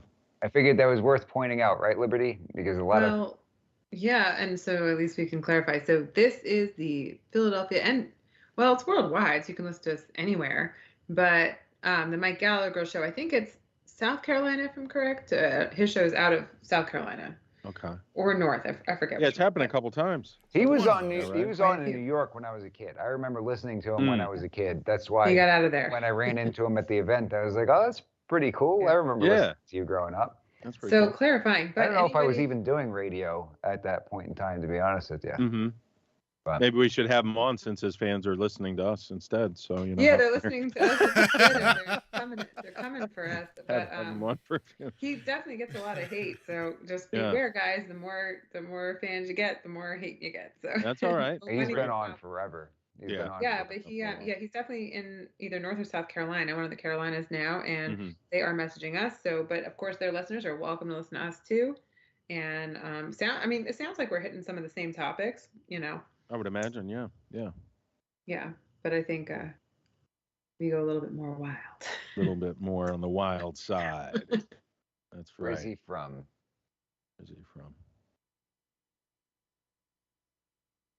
Oh, by the way, February 17th, we're going to have a returning guest back with us, Amanda Elsenboss. So tune in for that. The Champ, right? That was a good episode when we had her on. Yeah, you're on your own for that one, pal. Oh, yeah? I texted you. Yeah? All right. I will not be here on the 17th. Oh, yeah. We can move it. We should probably move it. That's right. We did talk about that. So we might be moving that. I got to reach out to her. Yeah, we should move that so when Mike is here. But we do have her booked for returning sometime in February. We'll leave it at that. And then also, Billy, Chris, I was supposed to remind you that something very interesting happened to you at a gas station on Monday, the 24th. Oh, yeah, that's right. Yeah. I was getting gas the other day, and I went inside to pay, to prepay for the pump and all that. And there was a gentleman behind the counter, and I noticed he was reading a book when I walked in. And I was like, what are you reading there? And he's like, the book, so he was reading the Bible. And I thought it was pretty cool because he was a older gentleman in like his 70s. And we just started engaging in conversation. And, I love talking to people when I'm out and about. So I was asking him, what he thought about the current state of affairs in the country and the pandemic and all that. And then he started flipping through the Bible, and he laid it down in front of me on the counter. And there was a passage, so I'm going to read that. I asked him if I could take a picture of his Bible, so I want to read that to you, but it was pretty interesting. Here it is. Those who live in the shelter of the Most High will find rest in the shadow of the Almighty. This I declare of the Lord. He alone is my refuge, my place of safety. He is my God, and I am trusting him. For he will rescue you from every trap and protect you from the fatal plague. He will shield you with his wings. He will shelter you with his feathers. His faithful promises are your armor and protection. Do not be afraid of the terror of the night, nor fear the dangers of the day, nor dread the plague that stalks in darkness, nor the disaster that strikes at midday. Though thousands fall at your side, though 10,000 are dying around you, these evils will not touch you, but you will see it with your eyes. You will see how the wicked are punished. If you make the Lord your refuge, if you make the Most High your shelter, no evil will conquer you. No plague will come near your dwelling, for he orders his angels to protect you wherever you go. They will hold you with their hands to keep you from striking your foot on a stone. You will trample down lions and poisonous snakes. You will crush fierce lions and serpents under your feet. The Lord says, I will rescue those who love me. I will protect those who trust in my name. When they call on me, I will answer. I will be with them in trouble. I will rescue them and honor them. I will satisfy them with a long life and give them my salvation. Psalm 91, right? Yeah. So it was really interesting that he pulled that out. We had a Very really good, nice- Liberty. Liberty, you knew that off the top of your head? I know the trample. Yeah, my stepdad reads that every yeah? single morning. Yeah, every morning on the way to work, he reads that. Really? Okay. Yeah, he recites it.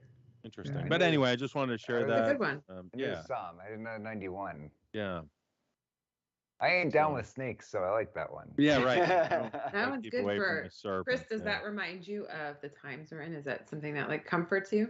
Is that I what you think, yeah, found? it does. Yeah, actually, that's probably the reason I want to read it because, you know, I get worked up sometimes seeing all this stuff go on. And I think it's good to, take a step back and look at the long-term situation as a whole and not allow it to consume us, because that's part of what they're doing right now is using the media and propaganda to Where was alter this our gas station? We consciousness, should so. make this guy famous. Yeah. We should invite him on the show, That actually. was great. I got maybe we should call him now. Can you I call feel him? like we should read that. Yeah. I don't know if it's a thing, but we Call up should. the gas station? Yeah, right. I think we should have Philly Chris read that almost every show or Oh, every show yeah? if we can. Yeah, it's a It was good one, really, yeah. it was a really good segment. No, he was a great guy, really good guy to talk to. And the other thing he pulled out of his pocket was the Constitution. He had actually 3 books with him.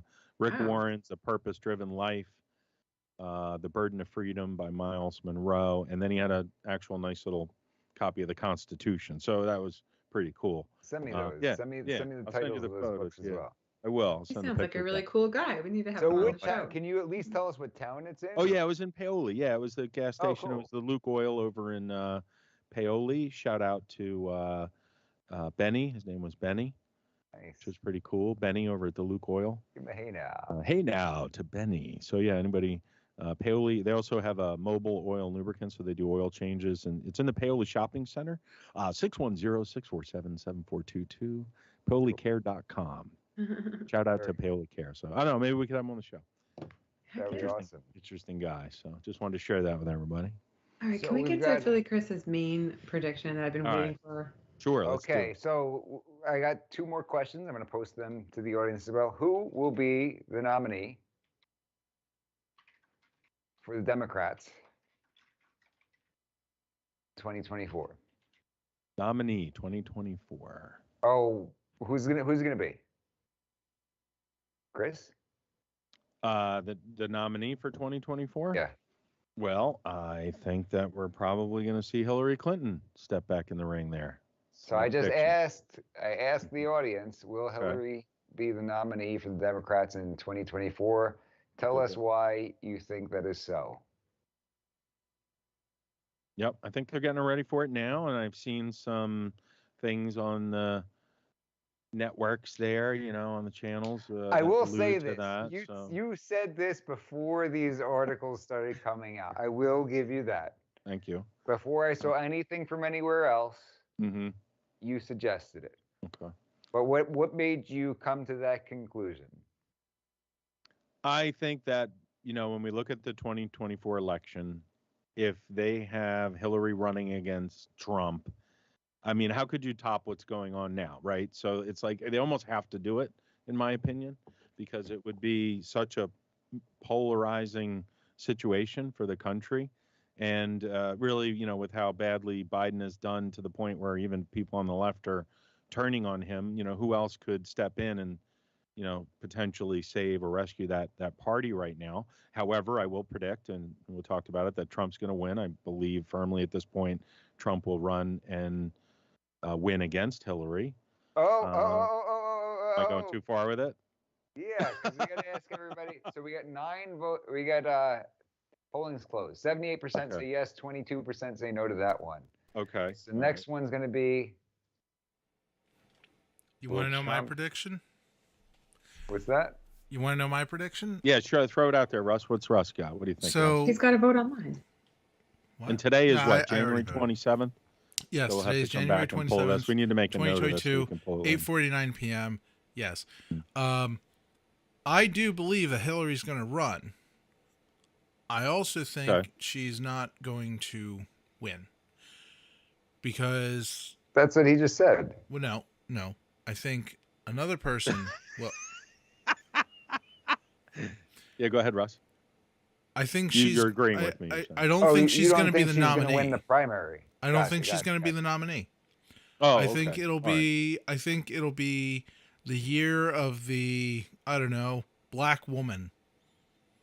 Because let's look at what's going on here. The left is obsessed with race and gender or sex or whatever they're calling it. There's no such thing. There's no such thing. But you have to respect it or something. If there's no such thing, then what are you doing with these pronouns? You don't get your own pronouns, just like you don't get your own verbs or adjectives. Anyway. Throw it out there, Russ. I think it'll be either Michelle or, some other black lady. Medea. Okay. I don't know. There's not a whole lot of black women that come to mind. Most black women that more about that criteria, you're saying. Why?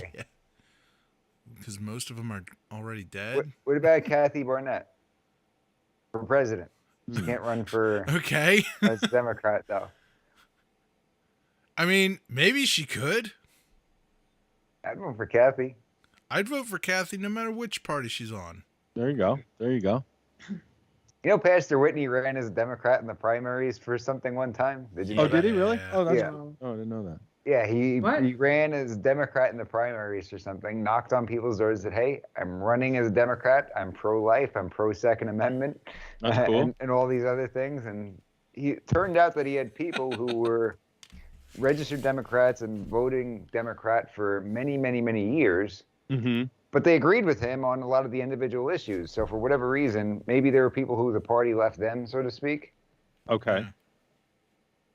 I just saw SM Durso's comments. Pompeo, Flynn, or Trump. Pompeo. We've got 90% say that Trump will be the nominee. 10% say he will not be the nominee. And you think that Trump's going to win the presidency? Is that so? I think that it's highly likely. I talk about this stuff in probability, so obviously we don't know.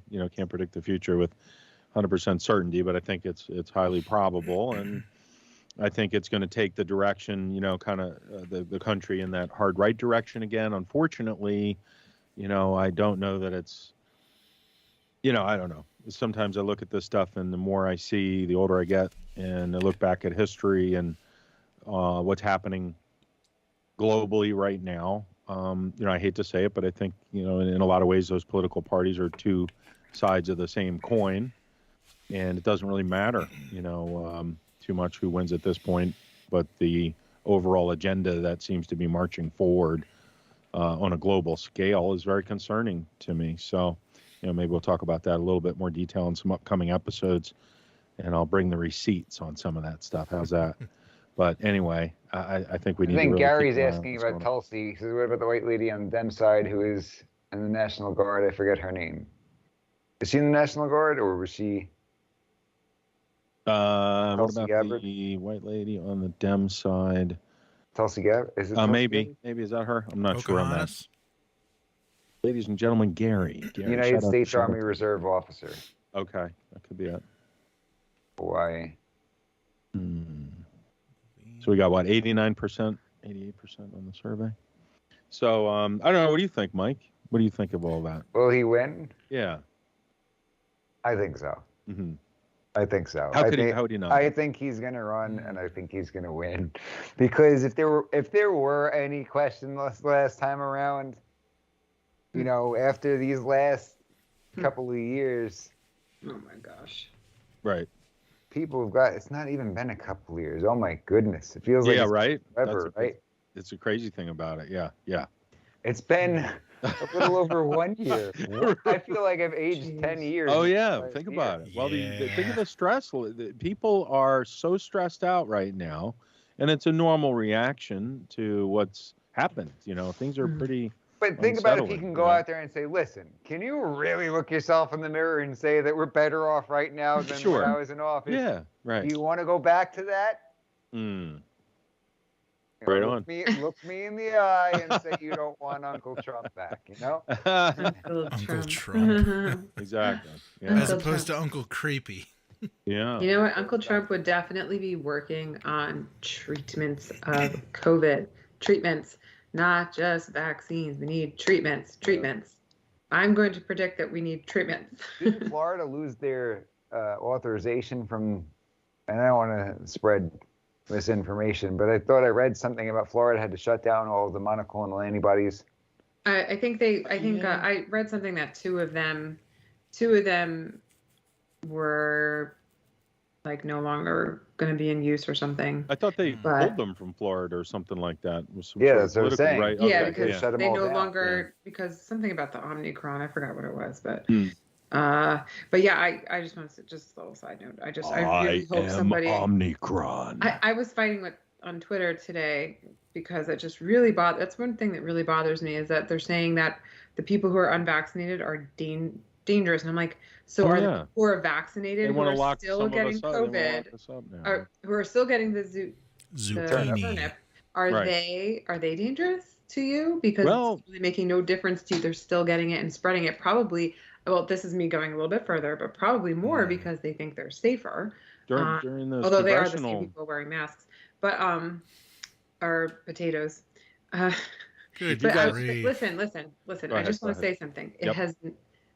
Getting the vaccine has not stopped the turnip. So getting the vaccines have not stopped the zucchini. The zucchini. You get. Wait, wait. Hang on, guys. You have 3 words to remember. Getting it has not stopped it. So can we please work on treatments? Can we work on treatments? In addition to that, did you guys see that Dr. Carity? I don't know if I'm pronouncing his name correctly. I'll spell it. But during the hearings yesterday, did you guys have a chance to watch any of that? No.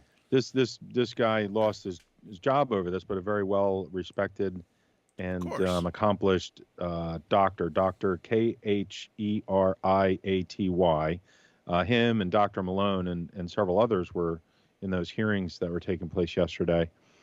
And there's a lot of stuff they said regarding the turnip in their words, not saying it's my opinion or anything I know, I'm not a doctor, but regarding the zucchini, how it's actually creating more health issues and adverse events. Specifically, they talked about that.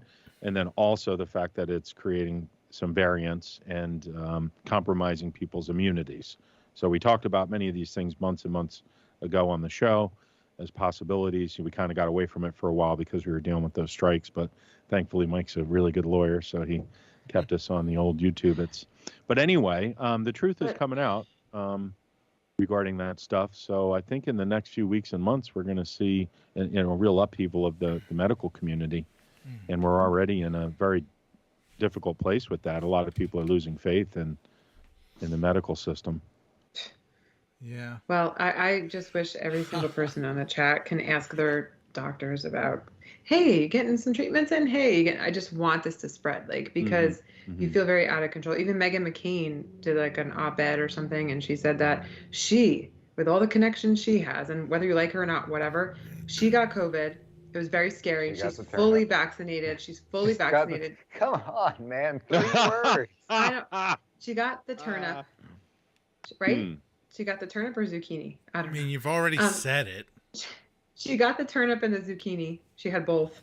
And she got it really bad, and she could not find treatment. Come on. She had a really bad salad. Well, I'm going to see if this person could come on the show. I'm working on it. I don't know if they're willing to go public or not, but I spent several hours a couple days ago with a very well-respected retired physician from the local area, and we were discussing, what's been happening regarding the zucchini and the turnip, and how physicians really are not standing up and speaking publicly about it. And he told me a very interesting story about when he was in medical school. Like those Myers-Briggs, like the personality tests that we've probably all taken at one point or another. Yeah. And he was telling me back when he was, and he was actually an engineer before he went to medical school. So he's an incredibly intelligent individual, accomplished in many areas, successful. He's treated a lot of patients. But he was telling me that when he did that test, a personality test, and his peers did it back in medical school, that generally doctors score very high in the category of idealism. They're very idealistic. But in other categories, for example, like courage and things of that nature, they're not quite as heavy weighted in that area. So their personality types is one not to necessarily push against the system, even when they're recognizing the challenges that are being faced right now. And also their entire livelihoods are on the line, because if you go public against what, the 3-letter, like the WHO and, Dr. Fakey and all that stuff, if you go against these individuals and they pull your license, it's not like you got fired. You can never be a doctor again. You can't, it's be like you losing your license, to be a lawyer, Mike, right? That's not just losing your job, it's losing your occupation, career, your occupation, your passion, the impact that would have on your clients. Like suddenly you can't help them, and these are doctors trying to do the best they can to help their patients. So it's a very difficult situation, but that was interesting to hear from him, that insight into, the psychology behind some of these decisions that our trusted medical community is dealing with. So along those lines, I want to go into another prediction. Do you think there will be any restrictions on travel based on the turnip or the zucchini? In a lot of ways, there are already. I think a good example of that is what we're seeing here locally, where, personally, because I've chosen not to get vaccinated at this time, I'm not anti-vaccine. If I see enough evidence in the future that this is... Can you please use the word zucchini? Thank you. Yeah, zucchini.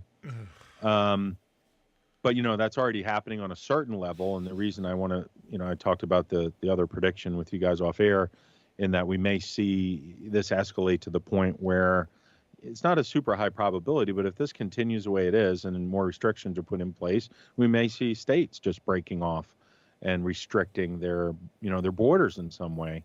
I mean, I think in some ways we're already in a quasi civil war type of situation where people are getting physical with each other in the public over whether or not they have a potato on their face, So if more and more folks, become enraged and they want to go after the unzucchinied and, the non-potato wearing folks, that, maybe states would band together and create some crazy mandates where you get to the border and they're looking at your paper. So, will you need a zucchini passport to enter certain states? Is that a fair way to phrase the question? At this point, I think it's a possibility. It's not a super high probability on that one, I would say. But if things continue at the way they're going and become more restrictive, I could see that happening, in the next year or two, and especially if something else comes out, if there's another variant, or God forbid something else escapes a lab, somehow. Why are we not talking more about that? There's a direct link now with the stuff that was shared from Project Veritas in the past couple weeks that came out of Virginia from the Pentagon. It appears, based on their reporting, that there's a direct link now between Fauci and the gain-of-function research. So whether or not he's going to be held accountable for that is a question that I'm still looking for the answer on. And these labs, we've seen so many failures in these labs, and we're human beings. We're not God. We have nuclear power plants we've had catastrophes at. These level 4 bioweapons facilities that have somehow inadvertently released these toxic viruses into the world for us to deal with, and look at what that's done. So, God forbid. This one looks like it's pretty neck and neck, Chris. Oh, yeah? What do we got? 57% no, 50-50 right now. Oh, yeah? 50-50 yes and no. 50-50. Will you need a zucchini passport to enter certain states? Okay. Yes, how come yes, you're just not took the more, lead. How come you're not more thinking that might happen, being that like how New York is? Like New York basically is doing that just in the city, right? Yeah, that's what I'm saying. Like, I look at the patterns, having done analysis and talking about specific things on the show, and, I pick up on, what the media is saying. We all do this, of course, right? But I think when I try to look a little bit further out there, like you said, look at what they're doing in New York. I mean, they dragged a woman who had cerebral palsy and was in a wheelchair out of a restaurant and arrested her there a couple weeks ago because all she wanted to do was no, there's video of it out there. Maybe you could find it, Russ. Children, they've taken children out of these facilities. I mean, it's insane. Like, how are we allowing this to happen? And that stuff to me shows me that they can push it further. And when you look at history and the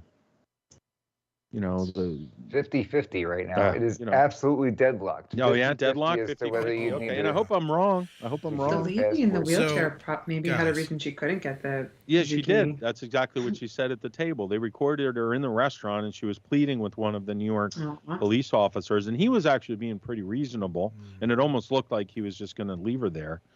But then all of a sudden, they took her out and arrested her. So, and that's just craziness, especially at this stage where the facts are pretty clear at this point. That facts aren't allowed what here. We were all told about the zucchini's effectiveness and how safe it was, and you wouldn't be able to get sick. And I mean, come on now, like, how can you still be putting faith in these government officials and agencies, yet you have the medical community? Anybody who hasn't seen those hearings yesterday, definitely check them out. I mean, it's very concerning, some of the stuff they were talking about. And they're trying to discredit Dr. Malone right now, and he's got 9 patents on the mRNA technology. So if there's anyone who has a right to go public and talk about the zucchini to the level of detail that he has, it's him.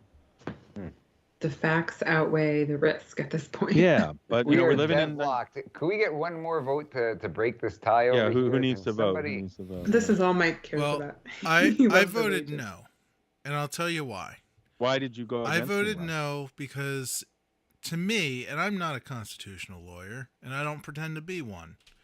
I leave all that up to Mike. He pretends to be a producer. Allegedly. It doesn't sound constitutional to me. It doesn't sound constitutional at all. And I believe what is constitutional about what's going on right now, Russ? None of it. I mean, I was almost arrested for these unknown laws for getting my coffee, for goodness sake. You got were people almost making up laws. Are arrested. they legislators, Mike? The people working at the hotels? Well, it's a good thing you know a good lawyer, Chris. So if you are arrested for what you allegedly alleged, right. We need one more vote. Can somebody just please throw in the tie-breaking vote? We can't have this 50-50.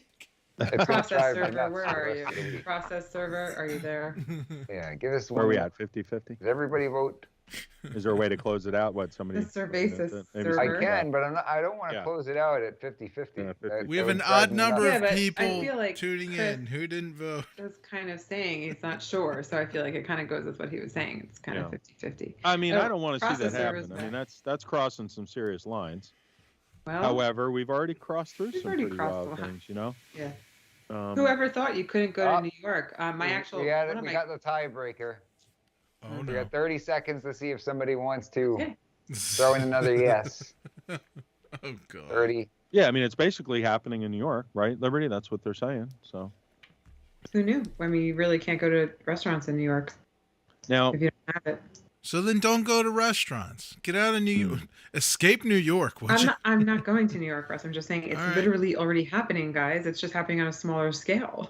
well, and I think whoever too, thought it's you have to freedom, look at why would they do that? And if you want to damage the local economy, which is crazy because the officials in these areas, like even here in Philly, are, taking down their own cities. Like when I did live in Center City for a few years, and it's a totally different experience down there now. With the crime, for example, we know what the stats are, what's going on with the gun stuff, and you're busier than ever right now, Mike, because of the political landscape. It's a weird situation. This isn't certainly how you want to grow your business, but I know it's going to have that effect anyway. But, going downtown right now, and it's very quiet down there. Even on the weekend, there's not as many people patronizing the local businesses, and it's really not good for them. However, I can tell you that I did go down again recently. And just to test things out, I went into another restaurant where they are requiring that you're, show your papers and all that. And I went in without a mask and sat down at the table with a friend of mine and was served. And they didn't say anything. So there are business owners out there who are, standing up for what's right. They're putting the signs up, but they're not necessarily enforcing it. Now, I think they can, from what the gentleman at the hotel told me, they can come in, the health department can come in and fine the hotel a couple $1,000s for this, law that he was referring to, the mandates or whatever, which to me seems odd. I don't know if you can speak to the legality of that, Mike. I mean, I guess they can just do that because it's the health department and it's a mandate, but that doesn't seem right. What are your thoughts on that, Mike? What's that? Like the fines. How can they get away with the fines? Mike's not even listening to this show. Hold on a second. Stop calling. It's your show. I was told that I didn't have to participate. No, that's okay. All right. Hey, Chris. Maybe somebody in the audience can answer. Stacks, anybody listening? Rita, hello, come in. Gary, hello. Can we do a poll for an answer? No, it's okay. Yeah, I was just talking about the, the mandates versus the fact that it's not a law, but they're fining people. So Philadelphia Christopher. Yeah. I have some thoughts on information on one episode, Mike, when you're back in with what Chris is saying, because I think people are really interested in that, like business versus what the government's saying, you know what I mean? State versus local versus county by county. I mean, I don't know. Mm-hmm. It is very confusing. Yeah, by design too. I think we had everybody all jammed up. So I think the way you were treated in that, I guess it was a hotel, getting your coffee, Chris. I think the reason the guy treated it as if it was a law is because if somebody can just walk in and inspect, who has a mask and who doesn't and fine him, multiple thousands of dollars, he may as well treat it like a law because otherwise he'll have to deal with the consequences. So I think from a hotel owner's standpoint, it may as well be a law. Because he doesn't want to lose money. Mm-hmm. I don't know if he was doing it to be a jerk as much as it was to doing it to not lose money. Well, I mean, they shouldn't be calling it a law. That's my point. That's really crossing some lines in my opinion. What's funny is that Stacey says the pandemic will end and we'll exit the national state of emergency, given the mandates any weight now. So that's why I vote no. Mm-hmm. Do you think that that's going? I think that's a possibility that that's the next step because you seem to see this getting worse. I think that we're not seeing shutdowns right now, right? Right. I mean, I think I told you, I don't know if I said this on the air, but I was in court in Philadelphia and it was shoulder to shoulder. Mm-hmm. I'm just there to get a new date. That's all. Right. I knew that I was going there to get a piece of paper that says come back on this day because the prosecutor wasn't ready to proceed on the case. Sure. We're sitting there and the tip staff comes out and he's like, hey, I just want to let everybody know that as soon as you're done, you got to leave because we had 40 people test positive in this building yesterday. And I was like, then what am I doing here? I'm just looking I just need a new date. Like, how could we have not done this virtually? I don't need to sit in a stew of the turnip right now. Turnip Sure. stew, right? Turnip Right, stew. right, I right. Good need job. to sit in turnip stew right now. Right, But right. what I think is going on is they made such a big deal about how Trump had the worst possible response to the turnip, and so many people died because he didn't do his job the right way, and he was terrible.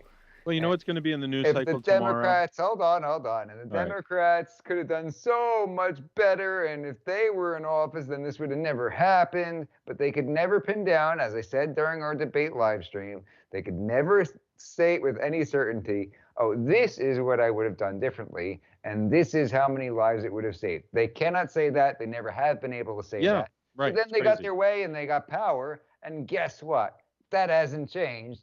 Weren't able to do anything differently, and they've got to act like everything's fine. Right. They have to act Sure. like nobody's got it, right? That's right. This is fine. So do you think that eventually they're just going to, regardless of what is going on, just say, yeah, it's not a big deal anymore?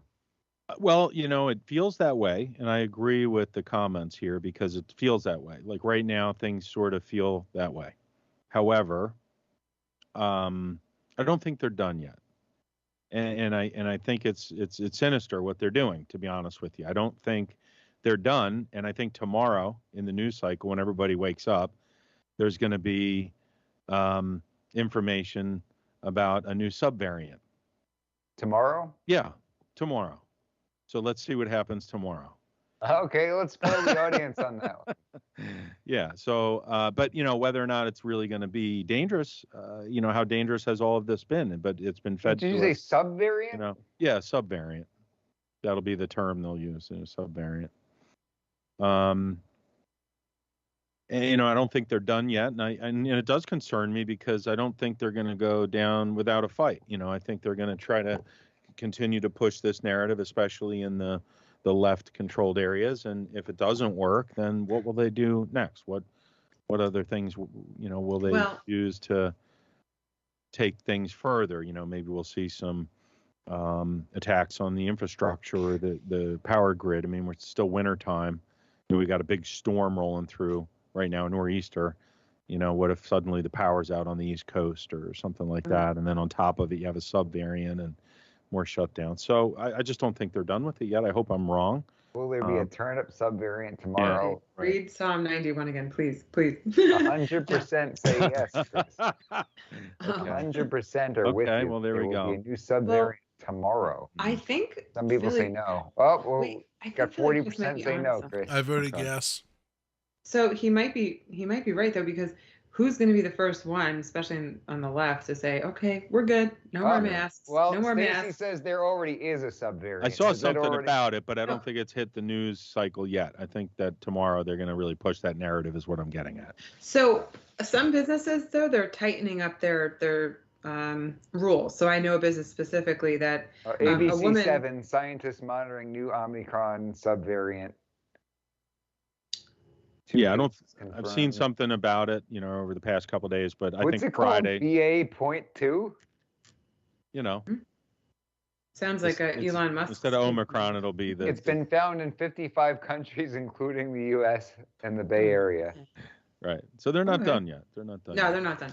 No, a business. But is anything going to change? Are they going to? Is this going to impact what they do? I think that no matter what happens, they're just going to say, "Nah, everything's fine. We did a great job at taking care of it." So.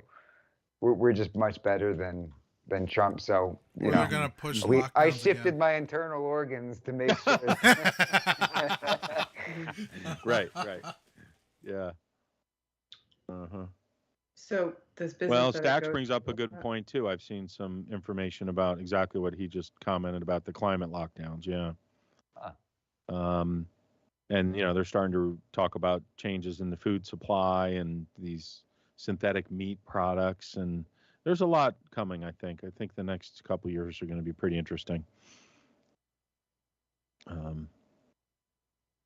Big changes, Okay, I'm trying again. Hold on. There's this business I go to that this woman was always wearing a sparkly mask every day. Mm-hmm. And the other day I went through and there was no sparkly mask. And I said, "Where's your sparkly mask?"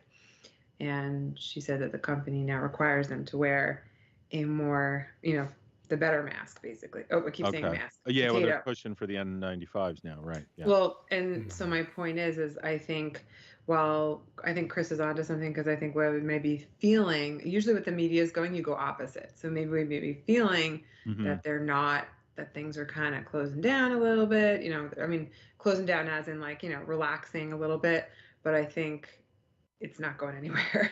Yeah, right. I think they're going to tighten up the potatoes. You need to have better potatoes when you're out, right? And they already are in the businesses. I literally saw it the other day. The business said no more bad potatoes. You need the good potatoes. Right. The ones that actually work. The hot potatoes. So now they're admitting that, the original ones weren't really that effective, and there's still no scientific, peer-based reviews to show any true effectiveness with them. And I see how people are using them. We've talked about this on the show. They're reusing them. They put them in their pocket, setting them down on things. I mean, come on. It's probably making you more sick when you do that. You're putting taking a them non-sterile in the nasty car item. console. I mean, and throwing it all over your face all day and breathing in and out of it, your own exhaust. It's insane. I don't know. I see it as lunacy, but what do I know? So what's your prediction as far as like what Mike is saying? Do you think that it's going to like appear that it's going away for a little bit, and then it's I just think gonna so. I think that, submerge? when I look at the psychology behind this, and there is some dark psychological techniques going on, in my opinion, and there's other folks who are, much more educated in that regard, who have spoken about this as well. But, they do it in sort of they'll ramp things up, and then they'll reach a point where people are sort of on that breaking point, and then they'll, throttle back a little. You kind of cool things off.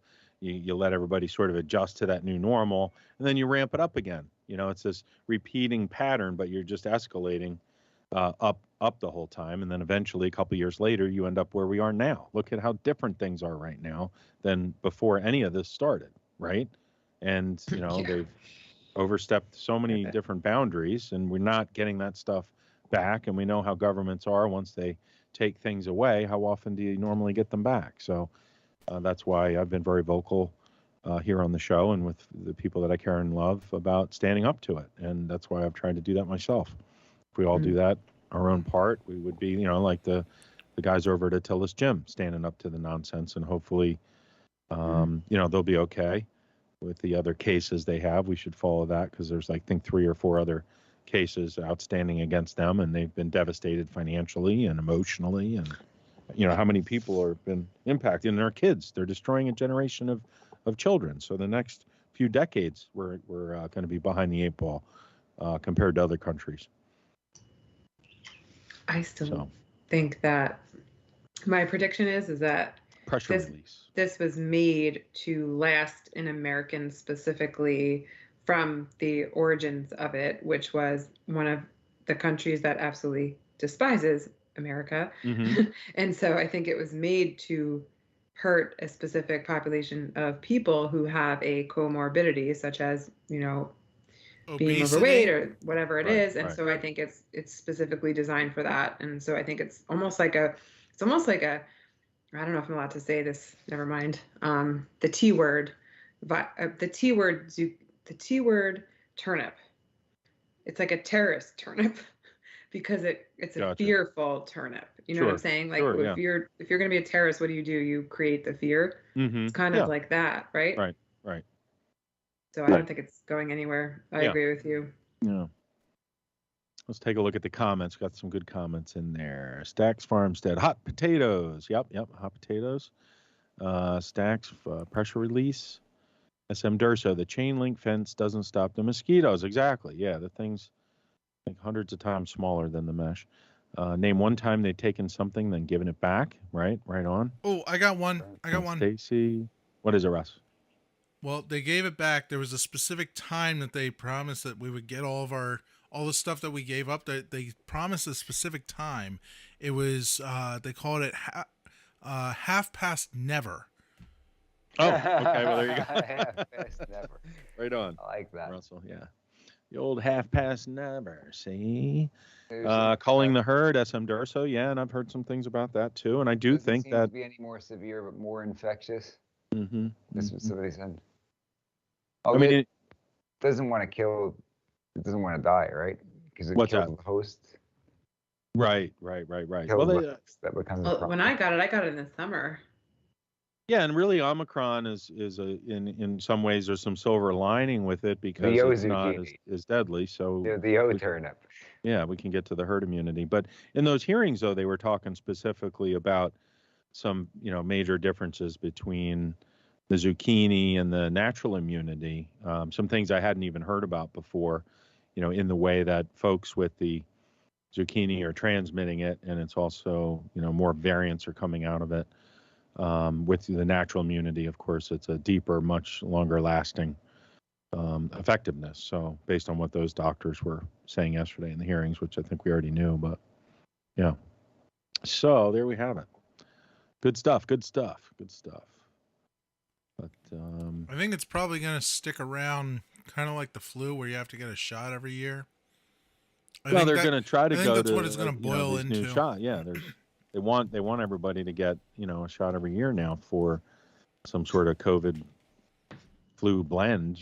But again, it's about there's a lot of money. There's a lot of money being spent on that stuff. So Every year we've had people having to get 4 of them. yeah, right. It's not even bit like Yeah. how many do you got to get a year? The flu, you get 1 a year. It doesn't matter. It's just not sustainable, no matter how you My slice and brother dice it. said something the other day, which hit me, was kind of like he thinks it's the new zucchini is always going to be like 6 months behind, because you're catching up kind of like the flu. You get the A and the B, and then it's like they give you the A shot, but it's for the one that was prior, right? So it's never really catches up, so people still catch it. Well, in reality, we're making ourselves weaker. We're becoming more reliant on the medical system. I mean, it sucks. Viruses are horrible. Pandemics are horrible. People die. It's a horrible, horrible thing. But we need to think more long term in some ways too. And doing what we're doing, I'm pretty sure it's not the best strategy. And I think in a few decades, depending on who's writing history, when they look back, they're going to look at this time as a pretty crazy time. If there's historians even around that will write it truthfully.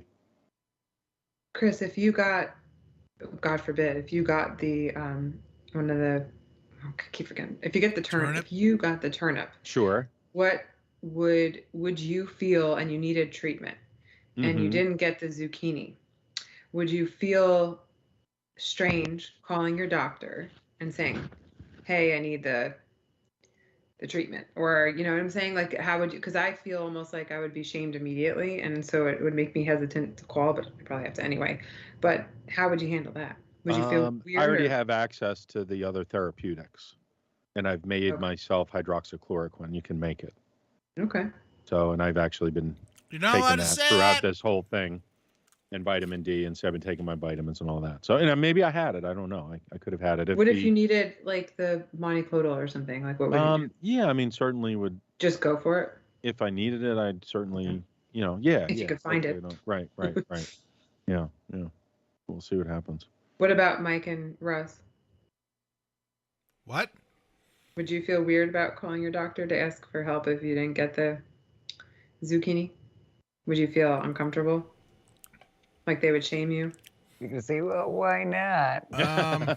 I've heard, things, I feel like how they treat so. you. I don't think I even know my doctor's name. I don't know how to get in touch with my doctor. Well, there's that. So, guys, here's my take on it. Can you make a poll on that, Mike? I feel like it would You know your be. doctor's name? No, if you feel Yeah, do a poll if on you that. didn't get the zucchini, if you feel uncomfortable calling your doctor for treatment, or you just do it. Maybe not. I don't know. I am curious what people think. Last poll of the night. Yeah. So the way that I feel about this is a doctor's core job is to treat illnesses and essentially save lives. Can we agree on this? I feel like that's their main duty, is to make sure you don't die. I feel like it would also be a malpractice, or refusing somebody care that you could provide. I mean, that's it's not morally right, I can tell you that much. I don't know if there's a legal side of that, but if somebody needed medicine and you had medicine and it would save their life, I think you would be, at least morally obligated to help that person. Or maybe that's just my personality coming through. Like, hey, I can be of help. I should help. Otherwise, I'm just a jackass. I'm not pulling this out of left field either, because there have been people who are denied transplants. There's actually a story that just came up. He needed a heart transplant. They denied him because he did not have the zucchini. There's rumors that there's a law potentially coming out that says you can't get health insurance unless you have the zucchini. I think, remember we were talking, Philly Chris, about potentially if they hit you and we're in the money, if they say you can't have a bank account, potentially. Sure. That's right. I mean, there's so many ways that we are already in sort of like, the quote unquote matrix, right? Like you're bringing up some really interesting points there, Liberty.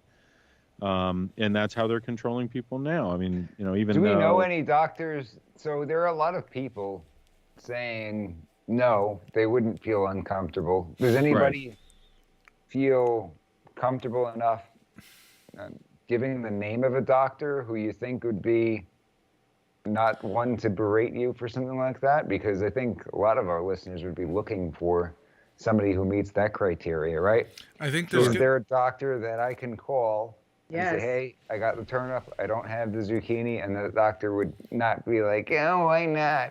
You terrible person, you. Told you so. Right. Now you got to live with it. You had somebody, Liberty? Mm.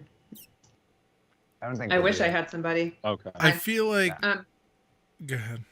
I've been talking to some doctors throughout all of this. I'm trying to see if some of them may come on the show at some point, but a lot of them are keeping low because of the pressure they're under, So, I mean, but if anybody ever needed to speak to somebody like that, reach out to the show, because I know some folks locally they could probably talk to. Yeah. You see people like Howard Stern, he's not a doctor, but Howard Stern and other people saying, if you don't have the zucchini, then you should stay home and you should die. Right. Basically. Well, that's the mental state a lot of people are in. That's why I get concerned when I look at this stuff and the psychology, because there's a good percentage, I wouldn't say it's half the country, but it's maybe not that far from it, who are really leaning that way and they're thinking that way because they've been programmed that way.